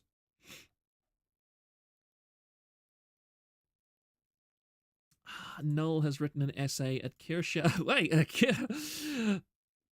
Kirsha has gotten her Null contact. Anyway, let's go here. Did I not select the post properly? No, I didn't. Yep, we're good. I was just following orders actually worked. Adjustment disorders are intense stress responses causing mental and physical issues. Thank you very much. I've genuinely never heard of adjustment disorders before. I thought it might have been a mistranslation. They meant to say like personality disorder or something, but no. Okay, adjustment disorders are a real thing. That's fine. Can someone please explain to me why changing the loincloth of a woman in skin-tight clothes to be like 2 cm wider is upsetting so many people? Any form of censorship is appalling, even if it's only 2 cm of fabric. Why are these censors changing something for Western audiences, and who are they to be controlling what I can and can't look at? Yep, which is, I completely on Kirscha's side here. I don't really know why Null would say something like this, because he's so rabidly anti-censorship. I am frustrated at the comments calling me pro-censorship. Let me ask. Let me have a look. Good grief. Sorry, this is just, this is fairly, there we go. Resolute, there we go. I'll try back just a tiny bit. I try and make, people are wondering, I'm making sure that the chat isn't covering stuff up. I'm kind of paranoid about that. I am frustrated by the comments calling me pro-censorship for asking a question, so I'll provide my thoughts at length. In short, the West has always had puritanical localization. 2, the issue is false advertising, not censorship. And 3, censorship of thought is appalling. There is no inherent problem with localization. It is very normal for media imported through the customs of another country to conform to those markets. This happens all the time with movies imported to the US, and it rarely causes uproars like this. People can just seek out the original if they really want to. I am sure that once the game is on PC, modding communities will publish a way to make it fully new within 30 minutes of launch. I am old enough to remember the time that V collectively shit itself because Terra, a Korean MMO, censored the race of little girls called the Elin. They looked like 8-year-olds in wall-string bikinis and thongs. Sometimes the localization team can make good decisions, but people still get angry and cited free speech. I am also old enough to remember Gamergate. I find it extremely difficult to care about video game loincloth discourse because it has never enacted meaningful change. Complaining on social media, writing letters, sending petitions, this was all done before and it failed. It failed miserably, and this will also fail because this follows the same pattern. If you want meaningful change, start a class action suit against Sony for false advertising. The people telling me it's not about seeing a Korean model's face, groin, or cleavage. It's about the principle. Should all be putting their money where their mouth is and rallying as a class against Sony.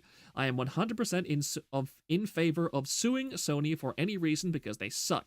Sony doesn't care about your feelings, they care about lawsuits. As far as costume changes, it doesn't bother me. Sony made the change voluntarily, not through force of government. I also struggle to think of a meritorious defense for pornography unless they covered up her cleavage because he has a chest tattoo of a swastika. There is no speech-related issue. Nothing I've written is new sentiments from me. My empathy towards Korean groin is not eroded the foundation of my convictions. And I really do disagree. The thing is, Null arrives at a decent conclusion when it comes to suing Sony. I think that he makes a genuinely solid point here. That and what he says is kind of a new thought for me. If there is if there is a potential for a class action lawsuit against Sony for false advertising, then I agree with Null. That is something that should be done. I think that people whining on Twitter and so on will have no impact on Sony. And in a lot of cases, it actually, if you're too extreme about the way you defend your position, you end up turning bystanders against your position. Like, I am a Christian, and I actively proselytize in some ways. But I am not going to proselytize by standing on a street corner and smash on a Bible and say, "You are all evil people! You are going to hell! You are going to burn in hellfire! You are going to burn unless you change your ways, you disgusting sinners!" Now, trust me, I would really like to say that to some people, honestly. But I know that doing that is not going to have any positive reaction from people, and also, I am just going to look like an asshole. I am going to be made fun of by cringy atheists who are going to have a perfectly legitimate point that I am being an asshole and I am turning people away from my faith by trying to proselytize in that manner. So, yeah, there is a certain kernel of truth to some of the things that Null says. But at the same time, his thoughts are very, very strange. Like he says, the West has always had puritanical localization, but I automatically, instinctively discount that as a valid argument. Because it's just saying, oh, it's always been like this, so don't bother trying to change anything. Or, it's always been like this, you're not going to achieve anything. I'm sorry, that's a defeatist attitude. I will never accept that attitude, ever. I will disagree with certain methods of dealing with things. I will. There are people I even have disagreements with Kirsche sometimes. I've told Kirsche directly several times. I don't think that certain ways of you going about talking about these kind of things it has any prospect of success, and she has disagreed with me sometimes vehemently, which she is entitled to do. And we have kind of, I hope anyway, that we've kind of been able to synthesize our ideas. She's changed some of my opinions, and hopefully she's taken some of my opinions into account as well. Because that's what I think a good argument is about. It's both people taking on the best aspects of each other's argument. And I'm even trying to do this with Null here.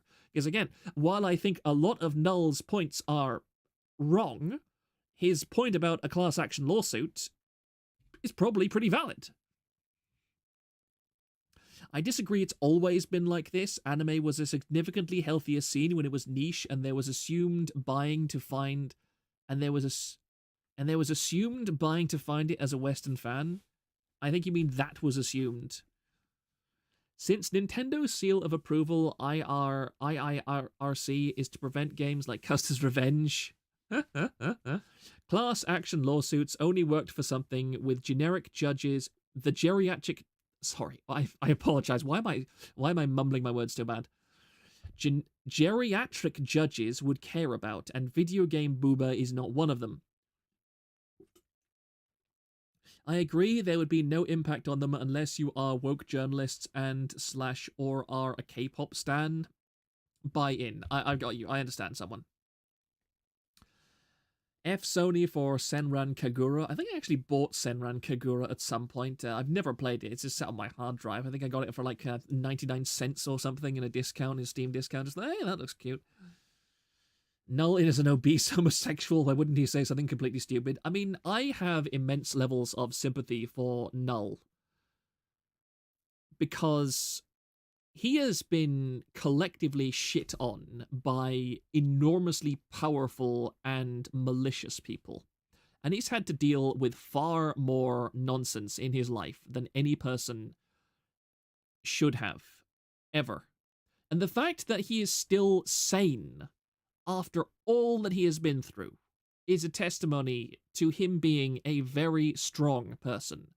I respect Null an immense amount. He is a serious inspiration for me. He would probably be disgusted at hearing this clip of a guy with my kind of avatar saying, "You're a real inspiration for me." But I don't care, he still is. You can't... I'm sorry, Null, you're still an inspiration for me, even if you do hate me. But, again, I think that he is entitled to a lot of his more extremist views because he has been beaten so violently and so aggressively by people that his name Null is very accurate. I think he is justified in having a nihilistic viewpoint, a very nihilistic viewpoint. He hates the British, so he hates you on principle. I mean, I hate Britain too. We can hate Britain side by side. I don't mind that. He can hate me. You know, the enemy of my enemy is my friend. Trying to get Josh to change his mind is a waste of time. Yeah, Null's complete stubbornness is his major advantage in that has kept Kiwi Farms up and online for so long. The fact that Null is completely stubborn and would rather die than change his mind, which is a good asset in many ways. That is a commendable trait that has enabled him to do great things in life, and I sincerely hope that he continues to do great things in life, because he deserves it after all that he's been through. He deserves one hell of a karma reward for all the stuff he's had to endure. But I mean, just going back to like the substance of his argument, I do very fundamentally disagree with him on the idea that censorship is a normal thing to happen. I completely disagree. What I think... I'm going to have a very, very controversial opinion. I'm going to have a controversial opinion, and you are completely free to disagree with me. I think there should actually be trigger warnings in video games. Now, hear me out. I think that localization for foreign video games should be as faithful to the original material as possible. But I also think that for something like to accommodate the widest audience possible, then it would be not completely unreasonable to have just some kind of disclaimer when somebody boots up the game and gets, say, a prompt. Do you want to have the original kind? Do you want to have the completely accurate and faithful version of this game in every way with this kind of stuff you might be upset about? Or do you want a version which is more localized and might conform to your sensibilities more? You know, the equivalent, basically, of a journalist difficulty mode. If the hardcore version still exists, then I have no problem with the censored version, so long as both are equally accessible, okay? Let me emphasize that. So long as both versions are equally accessible, I have no problem with a censored version of something existing. It's always been there, but not as explicit as you say. Only warning that should exist is this media contains things. If things upset you, leave now. Maybe people should just HTFU instead of relying on trigger warnings. Double work? I don't know what you mean by double work, patatas. With the whole trigger warnings thing, there was actually, allow me to just look it up. Do you want the good and real version, or do you want the bitch mode version? I mean, there are unironically people who would choose the bitch mode version. That's more work for the devs. Yeah, it could be. It could be. I also think, honestly, that this is something that I would also like to see, that localization and so on should automatically be available for fans. I think that things like language filed, I think there should be a certain level of digital openness. I hate every game that makes it hard to mod that game. I think that as much of a game as possible should be stored in a user-accessible format as possible, so that if somebody wants to start modding the game, it should always be as easy as possible, so that if fans want to come together and make a fan translation of a game, they can. And they should have all the tools available to them to do so to the fullest extent possible. But the idea of censor is faulty. How would whatever localizer or censor know what upsets me? Everything is offensive to someone. It's absolutely impossible to count for everyone. I agree. Like, those are logistical issues. Those are logistical issues, because I have no problem with the general content warning about extreme content or whatever, but I feel like trigger warnings such as "this work contains depictions of these bad things" is pointless, because they're already placing the idea of these triggers in the reader's mind anyway. I know that the Stellar Blade devs were forced to make the change by identity bubble. I agree. That is another thing to point out. That for those that are unfamiliar with the Stellar Blade situation, this has not been confirmed, but the general narrative of the anti-censorship crowd is that the Stellar Blade developers were committed to making the game the way they wanted to, and did not intend to censor it. And the original copies of the game, Stellar Blade like 1.0 that comes on disc, is not censored. It does not have the extra 2 centimeters of fabric. You can play that game in the original version that the devs intended it to be. However, the moment you go online and go on the PSN store, the game will try and update to the censored version. And that is the narrative. Well, I'm pretty sure that's the evidence-based narrative, mind you, but I'm just saying, for the sake of transparency, this is the narrative of the anti-censorship crowd who are talking about Stellar Blade. Like the high-impact sexual violence warning in Straya for Atelier... I have no idea how to pronounce those. Mods are evil. How will I sell cosmetics for $5? Yeah, I know. I hate that, all that kind of thing. But there was actually something that this is really annoying. I was on my laptop earlier. That's why the thumbnail is the way it is.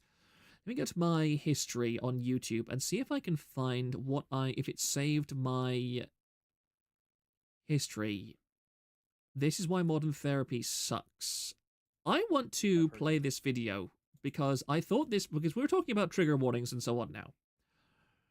And I watched this video today. It's only 9 minutes long, and I also need to take a... well, I need to go to the bathroom. So I will go and have a bathroom, and I will put this video up. Because it was a very insightful and interesting video, which, given my recent experiences, which I will elaborate on when I get back, made a lot of sense to me. But I would like to put this up for people. I've heard you... No, 1 second, sorry. Let me just check my audio levels. I've heard you talk about like that one of the main problems with society today That's is good. that a lot of people who have mental health struggles and they're dealing with trauma, and Right, then so they BRB. might go see I'll put somebody on who's subtitles not too. trained in trauma. They don't have the experience. Like, how can somebody begin to take that path and make sure that they're finding somebody that is trained in that, and then also that they're able to self-regulate themselves when needed? Well, that's a huge question, because unfortunately, look, I've been through medical training. I'm a physician, and the average physician never hears any of the stuff I just talked about. The average psychiatrist doesn't get any training in trauma. They learn something about PTSD, which is a specific form of trauma, but they don't learn about the traumatic basis of depression and anxiety and ADHD, and they learn nothing about it. So that it's very difficult to find good help within the medical system. Now, many therapists also don't get any such training. There's a lot of therapists that are designed only to change your beliefs and your behaviors, but not to address the fundamental reasons for those behaviors. So a lot of psychologists trained in CBT, cognitive behavioral therapy, or dialectical behavioral therapy, a lot of them are not really, and I know this, believe me, I know this, they just don't know much about or anything about trauma. Then they can't help you with the fundamental wound that you're carrying. They can help you with the manifestations, and that's not useless, but they can't help you heal at your core. So then there are therapies that are deeper than that. There is body-based therapies such as somatic experiencing, developed by my friend and teacher Dr. Peter Levine. There's sensory motor psychotherapy developed by Pact Ogden. There's EMDR that works for some people. There's internal family systems, or IFS, developed by my friend and colleague Dr. Richard Schwartz. There's compassionate inquiry, which is based on my work, and I train therapists in that method. There are other names I could mention. There's Larry Heller, Lawrence Heller, and his work and his students. So what you have to look for is somebody who's trauma informed and is willing to work with you, not just on your behaviors, but on your core wounds, of which the behaviors are symptoms. I got back at a fairly fortuitous time, in that what struck me about this video, as you can probably already tell, is this psychologist cut to the heart of a matter that I've been thinking about for a very long time. And my context before we go on is that I have been speaking to Lennox quite a lot, like Comfy Lennox, that is. She's a VTuber who was involved with the whole Marina and the Rainbow VT stuff. And the interesting thing about Lennox, and one of the reasons why I like her a great deal, is that she is a genuinely extremely traumatized individual. And she has suffered a horrible, horrible amount of stuff in her life. She is severely physically disabled. She has, I believe she has progressive muscular dystrophy or some other muscle wasting condition, which means that basically her muscles get weaker over time instead of stronger. She needs a wheelchair, and so she is classified in Britain, in Scotland specifically, she is fully disabled. She is incapable of regular work. And she needs either nearly full-time assistance in her regular life. And yet she's also been, quote-unquote, fortunate in that she also has a very... I like her because she's traumatized. That's not what I meant. That's not what I meant. That's not what I meant. That's not what I meant. That's not what I meant. That's not what I meant. Stop. Stop. Now, she's one of the people who... She has pretty left-wing beliefs, which I can understand, honestly. She is a very understandable leftist because she literally requires a leftist state in order to survive. Because, goddamn, she would not get the help she needed under a capitalist state. Definitely, she would definitely not survive very well in a libertarian society.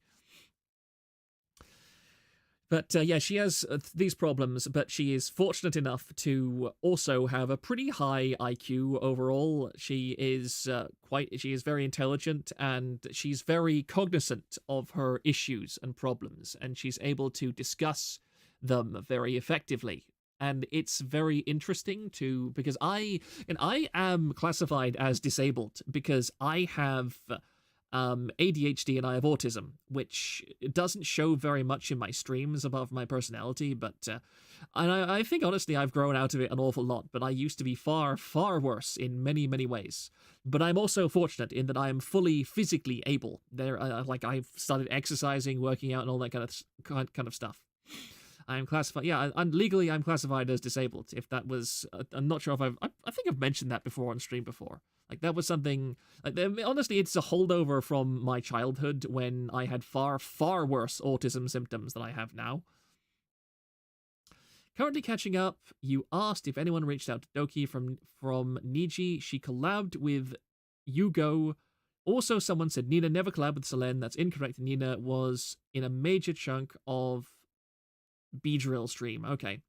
It doesn't show, he says. I mean, what I mean is that my autism shows in the kind of haha, funny, intelligent, interesting person on the internet, whereas autism can come in many forms. And what I'm talking about is like tics and other things that would genuinely make it more difficult for me to communicate with people. But anyway, like, enough about me with Lennox, is that She's someone who has legitimate severe trauma from a very, very abusive childhood as well. And I'm not spilling any secrets here. This is stuff that she actively talks about in her own streams. So she has a lot of trauma. But she also approaches her trauma from a very rational perspective. And she also says that she's growing a thicker skin as well. So you don't like model trains? I like model mecha. We're past the age of the trains, okay? We're into Gunpla now. And I think that I'll continue playing this video and resting my voice for a minute or two, but I think that if you pay attention to what this guy is saying, you'll understand why Lennox is probably pretty unique when it comes... Oh, look, my own video shows... Why exactly is YouTube showing me my own video in my own recommended stream? Why is that? YouTube, please. Yeah, I'll continue playing this. I'll actually... Should I scroll back just a tiny bit? So that... For is somebody who's trauma informed and is willing to work with you, not just on your behaviors, but on your core wounds, of which the behaviors are symptoms. Yeah, thanks for bringing that up, because like in my own experience, I mean, I've struggled off and on with my mental health over the years. I mean, I've told you a bit about my story in our last conversation. And, you know, when I would go, there wasn't like a lot of talk about my childhood. It was just like, all right, you're having some anxiety. Cool. Like, here's a pill. And then I would just take it and I would just think, okay, this is going to cure my anxiety. And then I would realize like, it's not really, I'm still getting anxiety. I'm still struggling. Like, what's going on with this? And it wasn't until I understood like my past and my trauma and how that was all related to what I was experiencing in the present that things were able to change. And so let's just say that somebody they found somebody they're comfortable with that's helping them heal their trauma and change their present and their current behaviors and patterns and that sort of thing. And then they go down weeks down the road, months down the road, and they're on the up and up, but get triggered, or they experience a situation where they're like, oh my gosh, like I thought I was getting better. Why is this coming up? What's your advice to people who are dealing with triggers when they're on the road to recovery from trauma? Yeah, just for context, I think this follows on extremely well from what I was talking about trigger warnings earlier. Lennox is very sweet. Lennox is very sweet. Like, Lennox, I will quite happily defend Lennox because she is a lovely person who had absolutely no reason to talk to me because we literally have different political views, and, you know, the leftist side are very much not in favor of talking to people like me, so she had no reason whatsoever to reach out to me, and yet she has been overabundantly generous in trying to sort things out and explain things to me, and even like stay in contact with me, which I'm intensely appreciative of. The worst thing someone with trauma can do is endlessly run away from it. Yeah, they talk about that. But as I was saying, like, for context, I think this is very relevant when we were discussing trigger warnings before, because this video actually informed my perspective and a lot regarding things like trigger warnings, because I think the public perception of what trigger warnings are has become horribly twisted by the whole progressive culture war and the SJW movement and all of that stuff, whereas these people are talking about the idea of trigger warnings in the more classic psychological sense, which I think is extremely important to understand. Anyway, we will continue. Well, there's two ways to ask that question that you just raised. Why is this coming up? Is that a question? What is it actually? What is this teaching me? No. When you say, why is this coming up like that? That's not a question. It's a statement. It's a statement that says, this shouldn't be happening to me. Okay? Now, you ain't going to learn anything that way. But if you actually ask it, I wonder why this is coming up. Now you can learn something. If I came to you and said, why are you doing this? How would that feel to you? I would probably get defensive and I would just feel like a little ashamed. Exactly. But what if I said, I wonder why you're doing this?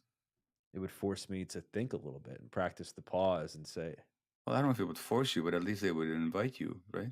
Right. Yeah. Now, so that's the first point, is how should we ask this question? It's a good question, but we have to ask it as a question, not as a statement of resentment or resistance. That's And what this guy says is, yeah, as Gigadramon said, there's a big difference between principled leftists and demoralized default leftists. Lennox sounds like a principled leftist who came to her stances through reason into the program. Yeah, pretty much. But going back to the video, what this person says is a critical point to grasp. And what he outlined just now is the difference between the modern interpretation of the idea of a trigger and the actual psychological interpretation of a trigger. Is that people nowadays, as I'm sure I don't need to tell you, are taught that the mere act of experiencing trauma is something to not just avoid, but proactively organize your life around the potential of not encountering. So that you should never expose yourself to anything that... Actually, no, it's actually the opposite way around. That society has a duty to you as a person to make sure that you are never exposed to anything that might potentially trigger you. Which is a very, very twisted way of going about things. But let's continue. That's the first point. The second point is use the word trigger. Really great word. Now, if I showed you a rifle with a trigger, how big a part of the rifle is the trigger? It's very small. Very small.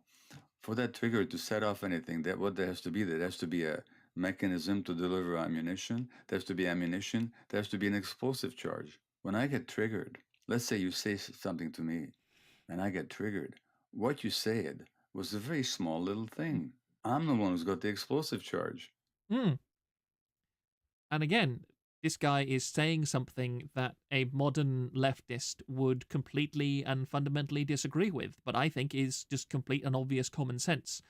That, unfortunately, the reality is that when you are a person who has been traumatized, and when you are in a situation where you are more vulnerable than the average person in society, it's actually not really any different than if you have an eating disorder and if you are overly sensitive to certain things. Basically, what modern people seem to be doing is the equivalent of, let's say you have a shellfish allergy. And so you decide that you still want to enjoy shellfish in every way. That it would be morally reprehensible for society to say, just don't eat shellfish if you have a shellfish allergy. So instead, it is the duty of society to create you something that tastes and looks exactly like shellfish in every way, which does not, in fact, hurt you to consume, because you have a right to consume shellfish, and it's society's duty to provide you with that right. Whereas this psychologist, Dr. Gabor, is essentially saying, you are the one that is firing the gun. Modern people are very shellfish indeed. Yes, that a person may end up pulling the trigger, but you are the one that assembled the gun to begin with. And you're the one ultimately that the chain reaction results from a very small action. But it's ultimately your responsibility. Cough, cough, Impossible Meats, cough, cough. Ugh, I hate Impossible Meat. And the ammunition. You didn't cause me to do that. If I didn't have that ammunition explosive charge, you could say whatever you want. And I'd just sit here saying, I wonder why he's saying that. You know? So triggering is a great opportunity to learn. When you get triggered, you could either focus on, resent, and resist the trigger, or you could say, what was I still carrying inside that I haven't looked at yet, that I haven't resolved yet? So if, I used to tell this story, we've been married 53 years now, my wife and I. So let's say 20 years ago, this is a very male thing. She would say no, which is, nobody can ever believe that ever happened, but it did used to happen, And how would I respond? I would respond by going into a rage and curling into a fetal position and not even wanting to live, okay? Now, the trigger is the no that she said. The explosive is my belief that I'm being rejected and abandoned and not wanted, and that I'm an infant and helpless, which is what happened to me. Otherwise, if she says no, I can get curious. Are you tired, or have I done something to turn you off, or is there something you want we can talk about? Or I can just be disappointed and let go of it and say, okay, well, thanks, there'll be another day. So how I respond is not dependent on the external event. It's dependent on what charge I'm carrying. I think this guy, I might look up more content that he's made if there is, because he has a perspective that I very, very deeply respect. And something that he has done is when he talks about that situation, he then outlines multiple alternatives to how he initially reacted. His initial reaction was to be triggered, was to be angry, was to be upset, etc. But then he does the rational thing, which was to look at the situation externally, maybe even at a time when it's not happened or afterwards, and go, what could I have done instead of being triggered? I could have let it go. I could have asked why. He's got a ton of stuff. Yeah, I will definitely look him up, because I've only just randomly been recommended him his material this morning, but I immediately thought this is a guy worth listening to. But this is what people are not taught to do under any circumstances nowadays, it seems. People are not taught to look at a situation where they are going to be uncomfortable or triggered and then think, rather than being triggered, what could I do instead? Can I just say I'm glad the Impossible Meat failed when all the company restaurants tried to trying to sell it lost when I saw 17% of all profits? Maniacal Foreigner, dare I sound leftist and say the needs of the many outweigh the needs of the few? The thing is, I agree with that perspective, and I am somebody who, because of the fact that I am disabled, means that society as a whole has to make certain accommodations for me that it would not make for a normal person. Now, you might say, oh, Proctor, you don't seem disabled or anything. Well, yeah, that's because my condition of life currently is optimal to the point that I am able to function in a way that does not demonstrate disability. But if you take me away from the countryside, if you take me away from my nice, comfortable shed, which I've been able to make my own, if you take me away from my birds, if you take me away from all my coping mechanisms, if you push me into the mold of civilization and you demand that I conform, I guarantee you I'm going to go to pieces very, very quickly, and it is not going to be pretty. And I cope with my disability by understanding what I need to do in order to both be of use to society, because again, I try my best to give back to society because I feel an obligation towards society for the fact that society has to make accommodations for the fact that I do not fit into its mold.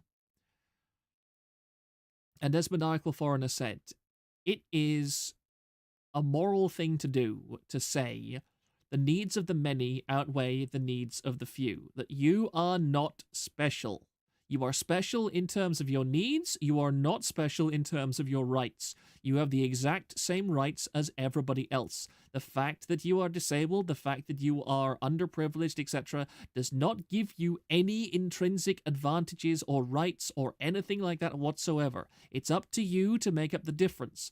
Society has certain levels of obligation to make sure you have the potential for an outcome that, if not equal to other people, is at least acceptable, but it does not have the obligation to force that on you or give you stuff to enable you when you yourself make no effort to overcome your disadvantages, or at the very least make use of what advantages you do have to favor society and repay back that social debt that you have for being disabled in some way. Now, on certain levels, if somebody is literally mentally disabled to the point their IQ is sub 100, or like 90 or 80 or 90, then honestly, it's a moral duty to give those people at least a level of comfort in their life, because they are never going to be at the level where they can contribute to society even as much as they take out of it. But again, that's kind of a more philosophical aspect of things. But again, society as a whole runs on similar principles as physics, energy, and matter, and the laws of thermodynamics. And when you are doing something, you are acting as almost like an economist. Like, economics works like... Actually, I'll rephrase that. Economics works like physics, and also society works like economics. It was the centralization from progressives and Fabians to make it more rational that got rid of mutual aid societies and fraternal organizations that aided the sick and disabled and downtrodden. I do agree with you, Magdalenus Rex. That is a very accurate summation of how the world has gone. And when I say that society operates like economics, which operates like physics, what I'm saying is that interacting with society is essentially an economic transaction. That when you interact with society, you are either depositing or you are withdrawing. If you are making a deposit, you are doing something that says, basically, I have done these things for society. That means you have positive credit with society. So you can then reasonably say, I'm in a down period in my life. I would like society to give back to me based on my favorable credit rating with society. Because when society gives me something extra to get through my bad time, then I am going to be back to a level where I am able to contribute back to society. And therefore, I will be able to begin accruing positive social credit again, which again is like an economic system. It's just a mental economic system rather than a physical one. And when you try and ignore that, when you mess up the rules, you get very, very bad outcomes. And that's what I constantly try and think of, is that I am, because of my status, I am at a debt to society. My credit score with society is not as good as a normal person. And so I need to work harder to make up the deficit, which I try to do by educating people in how to lead more civil and productive lives. I do it by engaging with things like my local club, where I try and help people. I do gardening. I give people a lot of emotional support on the internet, and those kind of things, because I consider it a duty to society. I am doing my part, and I don't consider that a burden. Because I feel that if everybody just sat on their asses and did nothing, then, well, nothing would get done. You don't have the right to say society should give to me and I should never have to give back to society. They tried, but most people that try the impossible meats can tell the differences because they do not taste at all like actually meat. Yeah. Anyway, let's continue with this. So triggers are wonderful times to learn about yourself. So if you ask the question, no, why did I react that way? But, I wonder why I reacted that way. Now, there's a whole lot of learning to be done. So that's what I call compassionate curiosity, where we're actually curious about ourselves, but not in a self-judgmental way, but in a compassionate way. Oh, this brought up the pain of rejection. Obviously, I'm still carrying that wound. Well, let's look at that, because it's not happening in the present.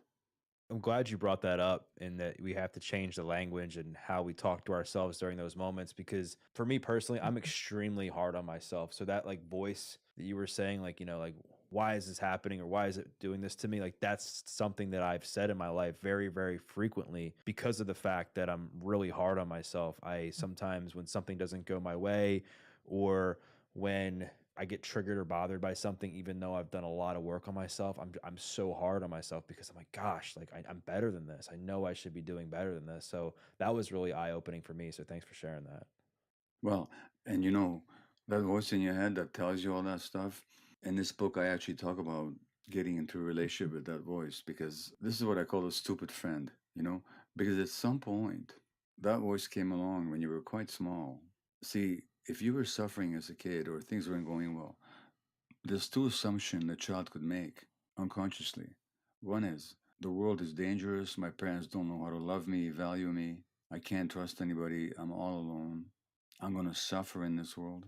The other belief unconsciously is, there's something wrong with me, and maybe if I work hard enough, I can fix it.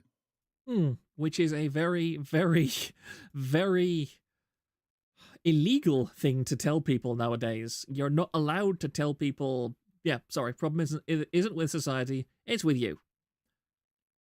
And I think a vast amount of psychology should be essentially encouraging people to understand that ultimately the problem is with them, and that they're the ones that need to change and adjust and deal with things rather than society. Because if you strip away all the horrible, horrible, tacked-on, disgusting nonsense that has been added to by, the agents of Satan, then society on its fundamental aspect, still functions pretty damn well.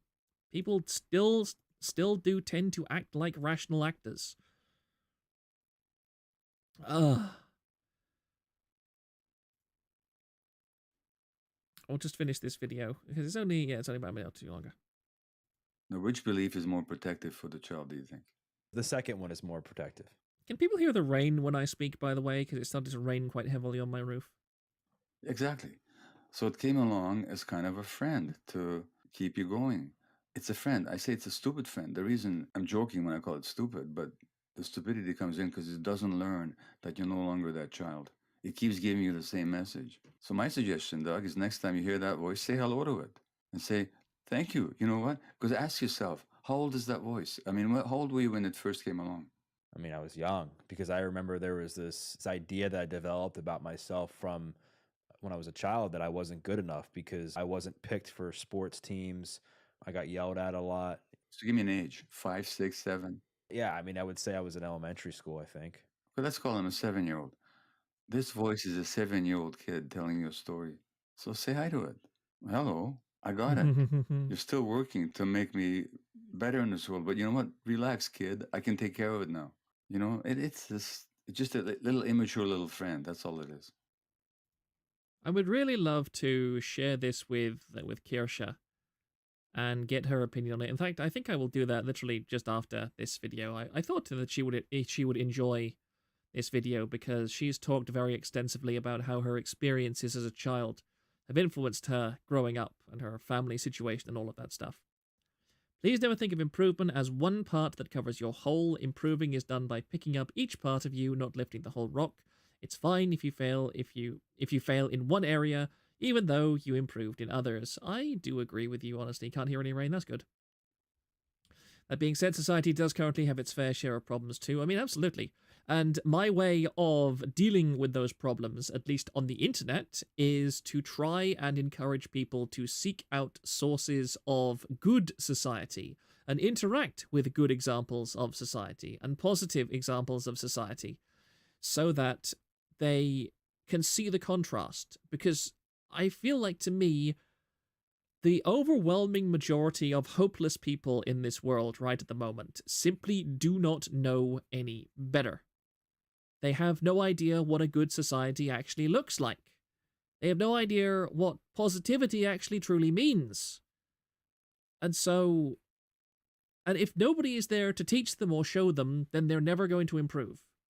I firmly believe that you can only condemn somebody after they have been given a rational and sensible chance to improve themselves and have gone, nah, I prefer to be who I am. I don't know, maybe it's my tism, but this kind of dialogue just sounds nonsensical to me, and a person should just shut their mind off. I don't know, but this makes more sense to me than psychological talk. I mean, I'm not going to armchair psychology you at all, Magdalenus Rex, but I am much more in tune with what he's saying, and I think it's a much more... I definitely gel very much with what this guy says. A statement I really like is, you're a process. The you is not set in stone. It's always changing, always evolving, and hopefully always improving. I agree with that. I do definitely agree. I would also ask, is there anything else that people would like me to review? Because I'm more or less done with everything that I wanted to talk about tonight, and I'm not sure if I should continue going on to stuff like the political stuff that I would like to talk about, which would be better served on Wednesday. I think that would probably be better served on Wednesday, because people have sent an awful lot of stuff in the Discord about Canada and also Biden and that kind of stuff. But I prefer, I mean, we have talked about politics a bit on this stream, but I think I was mostly interested in doing this stream primarily for the Nijisanji stuff at the moment. Refresh the Kirsha posting thread because Null is getting into a bit of a slap fight with the anime avatars. Okay, I will go and do that. 1 moment, plus. 1 moment, blocks.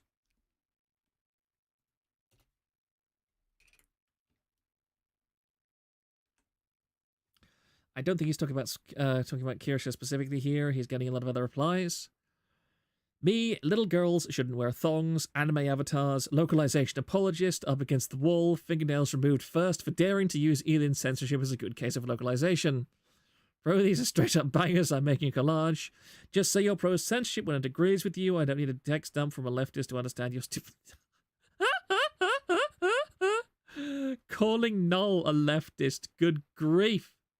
Then don't play Japanese games, nor me. Lolly has always been a staple of Japanese games and media in general. You're the same kind of person that goes to an Indian restaurant and complains it's too spicy. The moment you allow someone to tell you what you can and can't do, you get 2024. Again, this is exactly what I was talking about earlier when I said about how there is often the wrong way to argue your side to the point you make bystanders pissed off at you. Now, Null is not a bystander, I will say that. Like, Null is incredibly stubborn. He's not going to change his mind from rational arguments. However, again, Null wanted to delete the Kiwi Farms VTuber thread. He literally came to the thread and he said, I'm giving you, explain to me why I should not delete this thread. And he posted like a picture of a lolly, of a VTuber going, oh, and all that kind of stuff. And he just went, yeah, I think it was some random 2view who was talking about pedophilia. It wasn't Pippa. It was not. Can you imagine? Actually, can you imagine for a second? Can you imagine for a second? Thrang, I want you to imagine for a second. Let's imagine for 1 second that the Kiwi Farms VTuber thread did not exist until sometime last year. And instead of Null flipping out over a random 2view talking about lollies or whatever it was, he instead flipped out over that clip of Kirsche and Pippa talking about good pedophilia.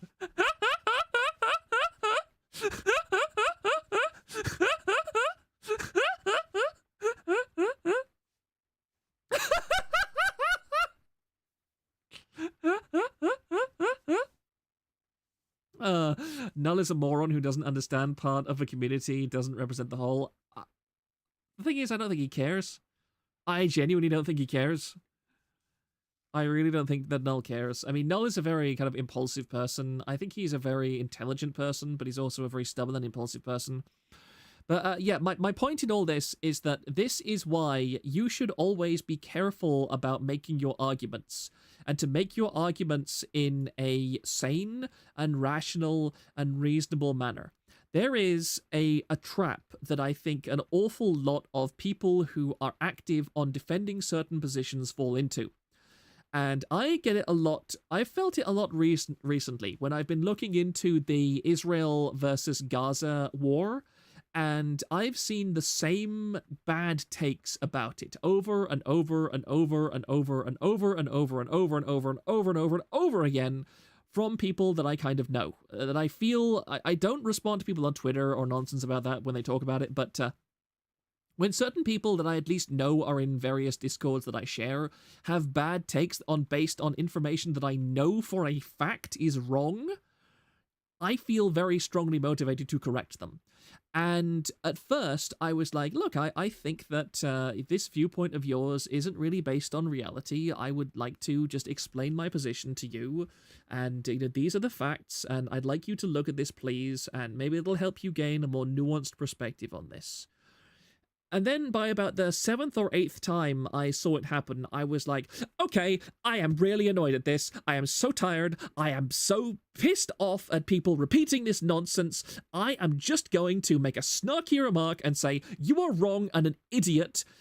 So you are a moron for not educating yourself properly. Here is the evidence. Go look at it, you fool. I don't want to talk about this any longer. Ugh. And then just storm off. I have not done that. I've wanted to do that. And the problem is, if I had done that, and I've done it before but with other things, and I've always been wrong. I've always been wrong, because it's a stupid thing to do. That when you do that, you are not talking to the same person you were before. You have to treat every person uniquely, and you have to treat every person as its own separate argument. Because every person is going to have a unique perspective that they are only partially expressing when they make generalized statements on something like Twitter or Discord or a forum. And to actually change their mind, you have to sit down with them and ask them, why do you think about this? What does this mean for you? What are your talking points? What evidence do you need? What are you going off of? And that takes a lot of mental effort and a lot of mental energy. And even if you're very good at this and you do it a lot, there are going to be times when you get sick and tired of doing it. And you want to just go, you are all idiots, and I have no time for you, and all that kind of stuff. I only get snarky after a single person demonstrates their acting in bad faith. Yeah, I mean, there are times when snark is perfectly valid. I agree with you. I don't need that single person. That's good. And I highlight Null as the exact example of somebody you don't want to do this to. Because Null has walked away from this exchange, now tripling down on his opinion that this is nonsense and stupid and that everybody who thinks about it is an idiot. Because people have jumped to conclusions and called him a leftist. Like, probably dozens of people have done this by this point. And so his opinion is yeah, Luminous says, which is why defending stuff is so hard, because you have to have the same conversation so many times that it's exhausting. Yeah, and trust me, I know how exhausting it is. I really, really know how exhausting it is, because remember, I talk about people, I talk about Christianity to people, and I would say trying to explain actual Christianity to people who think they know what Christianity is about but don't is completely and totally exhausting. People don't remember what you say, they remember how you make them feel. I would sadly agree with that. I would sadly agree. And again, my instinct very often, I'm not saying that I'm a bastion of rationality in all of this. Very often, my instinct when I see a new piece of information is to go, I'm going to form I'm going to form my opinion on this information based on the loudest voice in the room and how they say it. If a person I think is an asshole is the first person who relays a bit of information to me, I am probably going to think that this information is something that is stupid and that only an asshole will be interested in. His opinion seems to be like, you get what you tolerate. If you tolerated this before, you deserve it now. I mean, I don't think that's an unreasonable take. I'm not entirely certain that's Null's perspective, but I would say that's a valid interpretation, barring him objectively disproving it. On many topics, you need to effectively educate the opposition on as much information, because otherwise you cannot have the conversation. You speak a different language to them. Yes. Yes, man is a rationalizing creature, not a rational one. I completely agree, Kenneth Patterson. Man is very much a rationalizing creature. And it's a very heavy burden. It is a very heavy burden to bear, and it's why I have so much, again, it's why I have so much respect for somebody like Lennox, because she is in the worst position possible. She is somebody with views that a lot of irrational and stupid people also have, that often poison the well before she even gets a chance to speak. And yet she speaks anyway. And I think, regardless of what she's speaking about, the fact that she has the integrity to do that consistently is worthy of very, very high praise and commendation. And I will always respect people more if they are able to do that in the face of opposition. Because every man can make a perfect argument when nobody else is shouting him down. And I remember how, I think was it Martin Luther King, who, the way he trained his black activists was that he wouldn't let them go out in public and give speeches about the cause of black liberation until they were able to recite the speech perfectly while a bunch of people were throwing rotten tomatoes and raw eggs at them. He literally subjected them to active physical abuse while they were doing their recitations to make sure that when they went out and spoke at events, they would not descend into anger or aggression when confronted with provocation, as they always were. And, you can say whatever you like about Martin Luther King or anybody like that. I think that he had the right idea, and a lot of other people should do the same thing. If you want to, you should never send an operative to proselytize for your cause, regardless of what it is, out into the field if they're going to throw a wobbly and act like a fool the moment they encounter a provocation. It just sabotages your cause, automatically. Well, that rain is very much picking up now. Very, very smart man. Your biggest enemy are incompetent allies. I mean, yeah, that's... there's a quote from James Lindsay. I don't know the exact quote because he said it on a live stream that I don't think was archived, but he said that the worst thing that I see is when somebody makes an argument against my position that I could make better myself. Which I think is very insightful. Because I want people to make good arguments against my arguments, because that forces me to look at my argument and go, I need to adjust how I think about this. Maybe I'll change my opinion, maybe I'll realize that my argument is wrong, or I will simply foolproof my argument for next time. But if people constantly come at me with terrible arguments, then I am never going to learn. In fact, I'm going to do the reverse of learning. My argument is going to become worse because it has not been battle-hardened. It is not battle-tested. It's not a battle-tested argument. And the moment that I encounter somebody who is able to make a good argument, I am going to crumble and fall apart. And that is what that's what doomed like the rational skeptic movement on YouTube. That's what doomed the new atheist movement. That's what doomed like the Sargon of Akkad's original like political career and his like Gamergate 1.0 stuff. Because the new atheists, the rational skeptics, were used to punching down. They were used to dealing with complete idiots who had absolutely no idea what they were saying, no idea what they were doing. Oh, sorry. I just realized that I'm not in streamer mode. 1 second. I'm sorry for the beeps. Notifications. Yeah. I would really like to do kind of a deep dive on the end of the rational skeptic and the new atheist movement community, because good grief, that was a shit show. But yeah, they were used to dealing with idiots and morons. And while they were just dealing with idiots and morons, they ruled the field and they clowned on everybody. But the moment they encountered serious opposition from actual intellectuals, they just made complete and total fools of themselves, like complete embarrassing fools of themselves.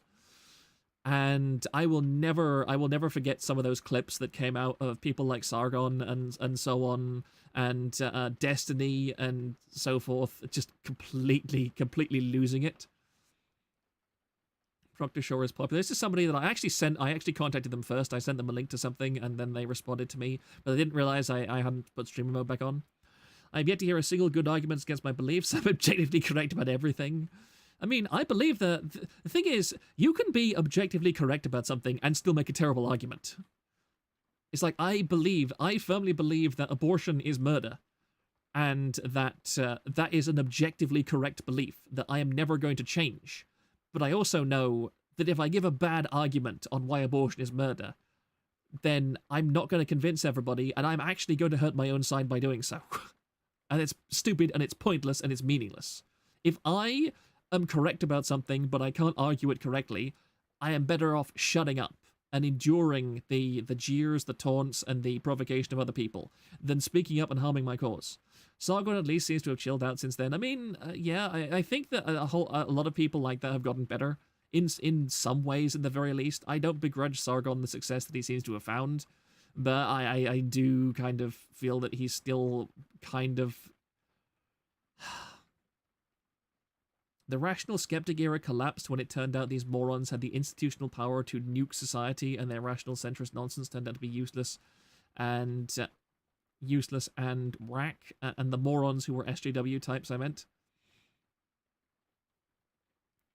Yeah, some of the worst enemies I have in regards to arguing about guns, idiots just screaming shall not be infringed instead of making any kind of rational argument. Yeah. Bad allies doom any cause. Huh. Oh, dear. Oh, sorry, my throat is getting a bit rough.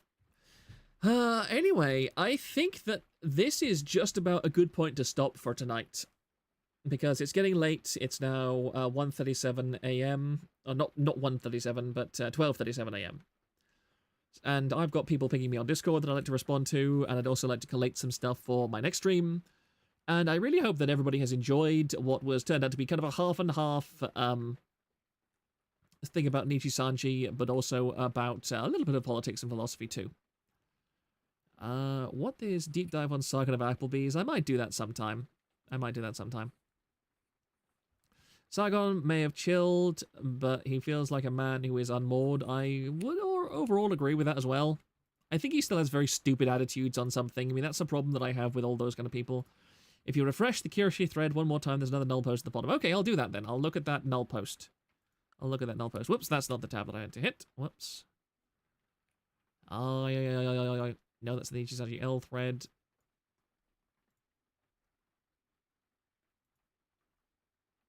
Kirsha posting.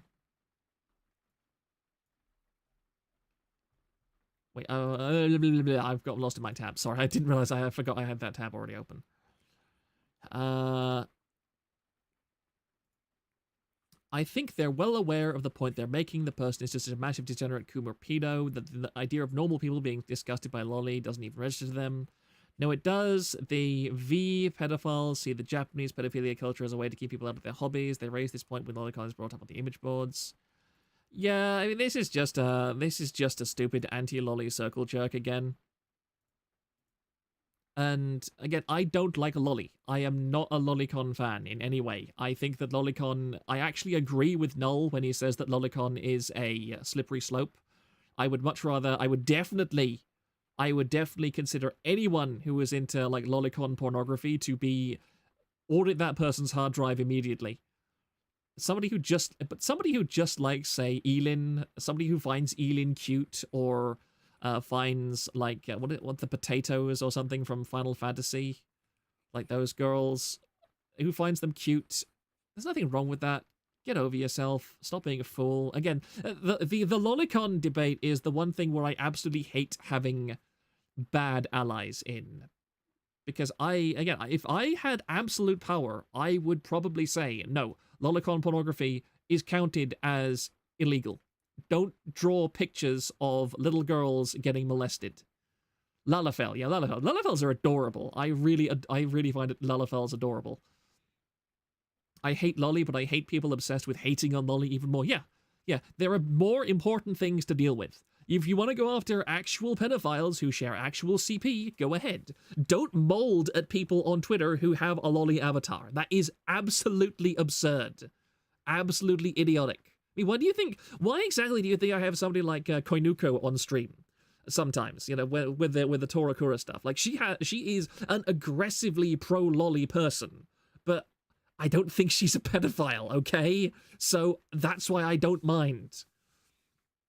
They are just short stack goblins. What are you talking about? What do you think of It's Just Fiction? Again, I would have to go into the psychology of it a bit. I think that It's Just Fiction is not a valid argument given the psychology of people. I think that you definitely can be adapted to just about anything. And it's just like Kirsha makes this argument for homosexuality, or not so much homosexuality, but more like trans issues in men. There are so many men who declare themselves trans after basically jerking it to sissy hypno all their lives. Like, they're exposed to things like shemale pornography, and they transition to listening to like sissification hypnosis porn and stuff like that, and then they go, oh yeah, I was a girl all along. And I do think it is possible to acclimatize somebody to a form of sexual gratification over time that can then transition into something worse.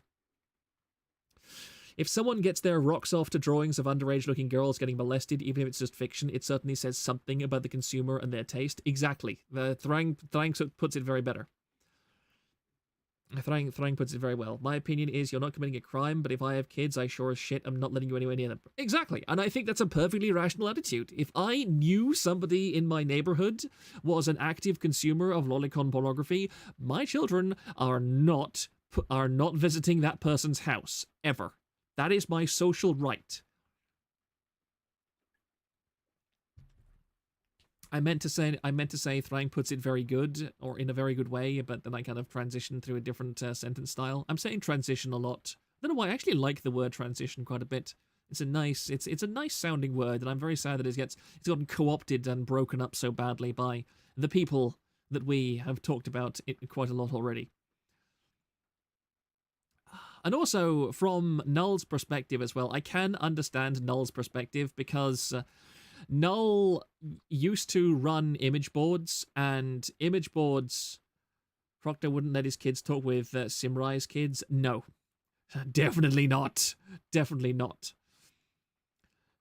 That when Null was running image boards, and like VT has a CP problem.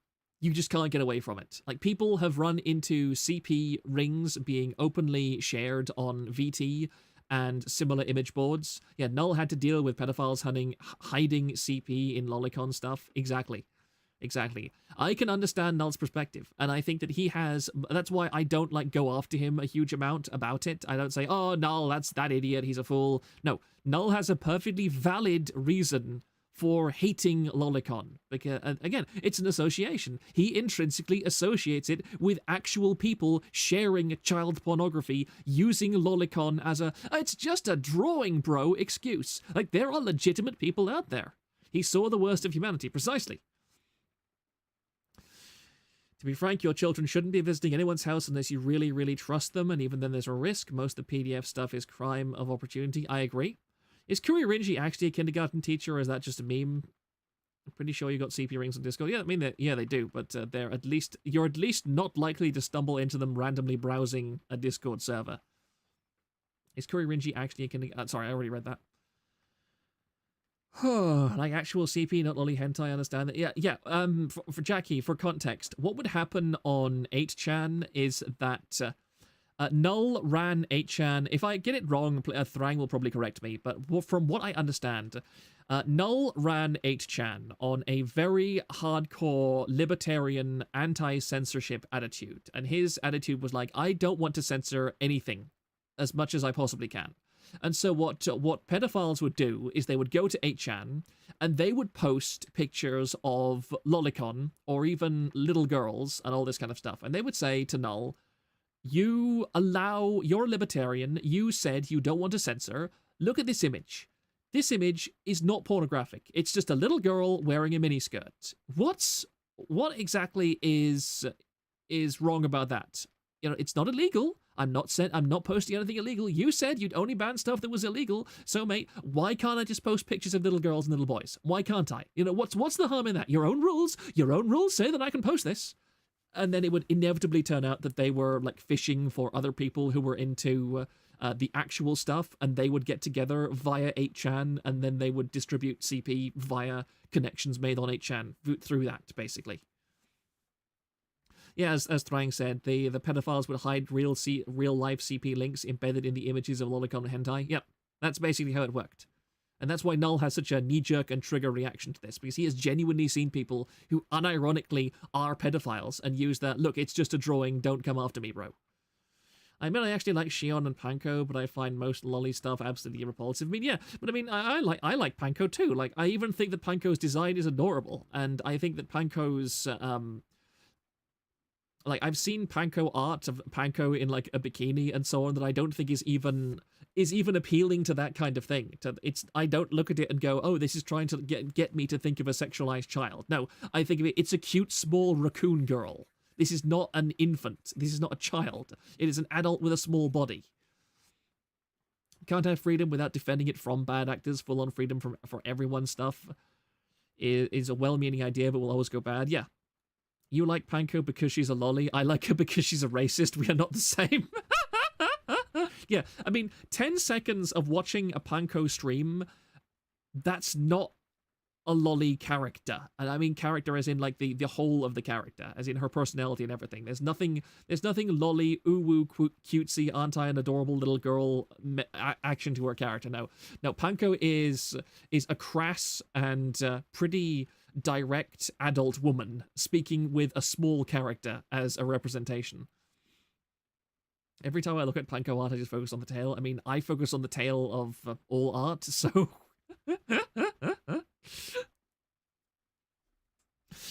But yeah, I think that's pretty much where we end. I'm just kind of rambling off kilter by now, so I will let everybody get on with their day. I thank you very much for joining me for this ramble about Nijisanji and also psychiatry and so on. Panko is a case of the art working with her personality, perhaps because she's an unhinged Italian. Yeah, Panko love. I really like Panko. And Panko and Dizzy are the two people that I would love to collab with. But I mean, I've said that 1,000 times already. Fishman, if you watch these streams, seriously, give me a collab with Dizzy. I want to be in a stream with that unhinged woman. I can fix her. I can fix her. I can fix her. Actually, that's probably why I'll never get a stream with Dizzy. When I think loli, I look at those two new idol ES girls. I don't really consider either Panko or Shion lolis, like how I don't consider any of Mikiniko's personas lolis. Thanks for the stream. Yep. Thank you everybody for your time. Thank you everybody. I really appreciate everybody who comes to me, and I also next time I will go and make up some I'll look into my stream elements to see if I can set something up. I know you can set up like donation goals and so on, but can you fix Clara? No, I don't want to fix Clara, okay? She's hot the way she is. I can't fix Dizzy, she'd make me worse. You can't fix her, she will probably break you instead. I am a glutton for punishment. Look, I try and fix Kirsha, okay? And however bad Dizzy is, she's not as bad as Kirsha. in terms of trauma, not in terms of personality. Dizzy would mess you up real bad. I can fix her. Whatever the F is wrong with her is honestly way harder. Yeah, anyway, good night, guys. Good night. Thank you all for your time. Thank you all. Have a lovely evening or whatever it is. Good night.